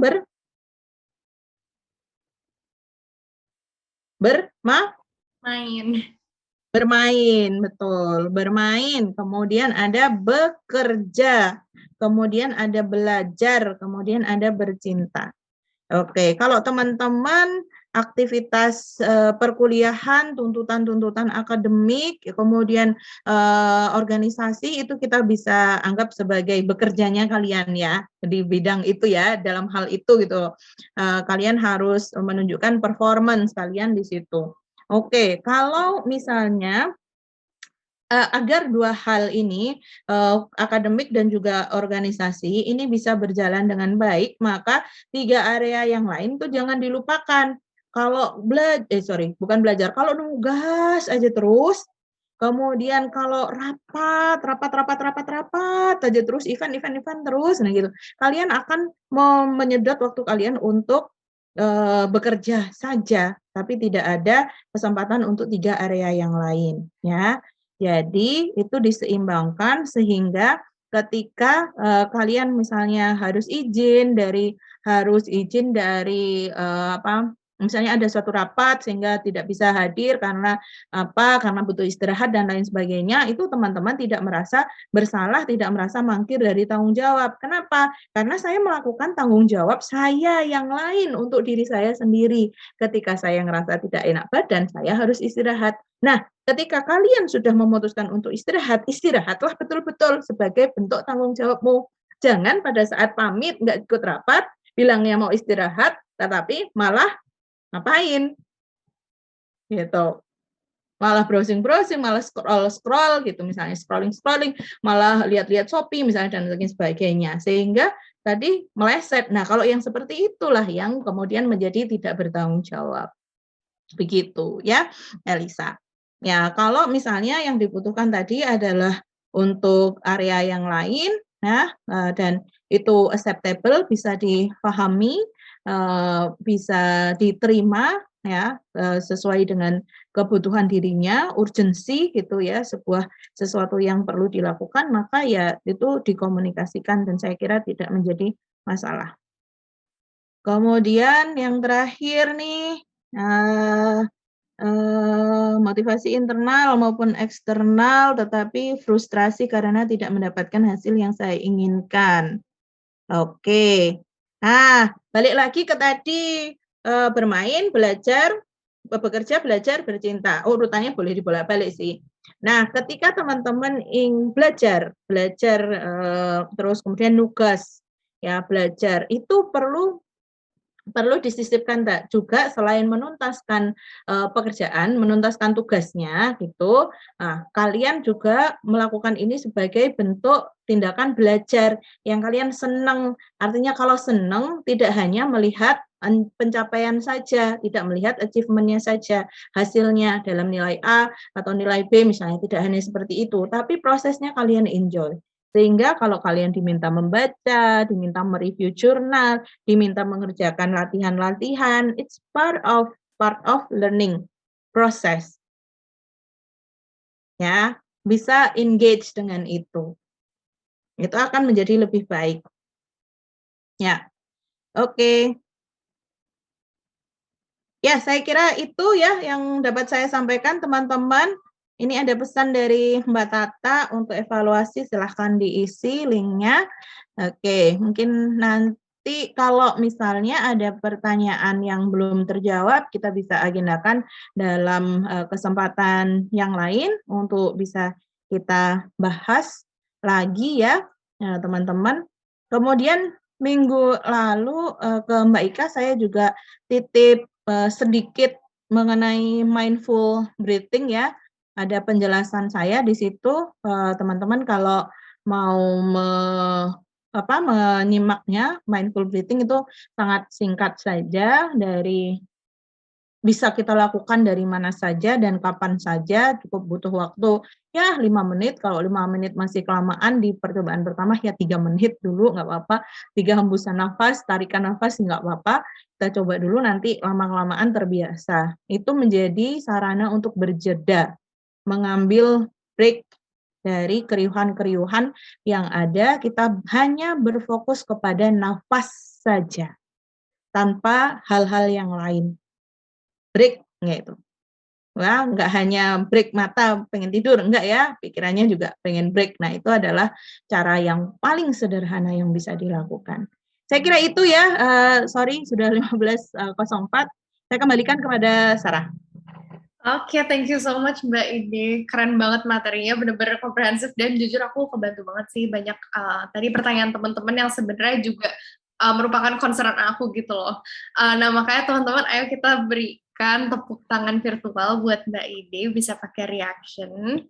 Thank you so much. Aku senang banget tadi banyak banget reminder untuk kita untuk ingat kebutuhan kita masing-masing, pentingnya bantuan dari sekitar, pentingnya bernafas bahkan ya, atau mindful breathing, dan juga kayak pentingnya nyadar bahwa kita sebagai manusia tuh kayak punya limit gitu, dan mau nggak mau kita harus terima kalau misalnya kita nggak bisa ada di 2 tempat at the same time atau ngelakuin semua hal yang orang-orang atau sekitar tuh expect kita untuk lakuin.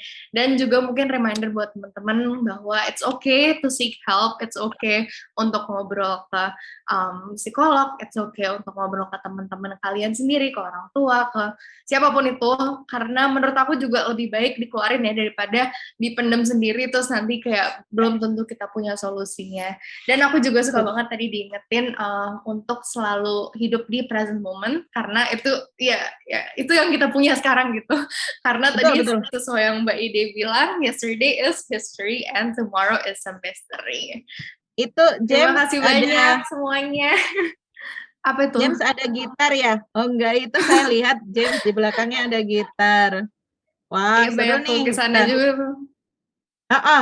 Oh iya, saya lupa tadi bilang arts ya, teman-teman. Kalau mau ekspresif, kalau terkait emosi itu yang sangat mudah untuk memfasilitasi kita adalah doing arts project, any kind of arts.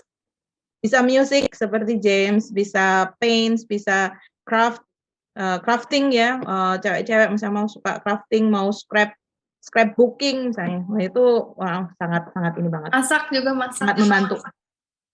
Masak boleh, cuman nanti ngabisinnya bikin stres tuh. Waduh, saya harus ngabisin, nanti gemuk bikin stres lagi dah. Kayak gitu-gitu. Oke, thank you ya teman-teman semua. Nice to see you all. Halo Niko, ada Fatma, ada Rega, ada James, Nicholas. Semoga bisa ketemu lagi di kesempatan mendatang. Kalau mau ngobrol-ngobrol, kalau mau tanya-tanya, boleh di IG saya ya.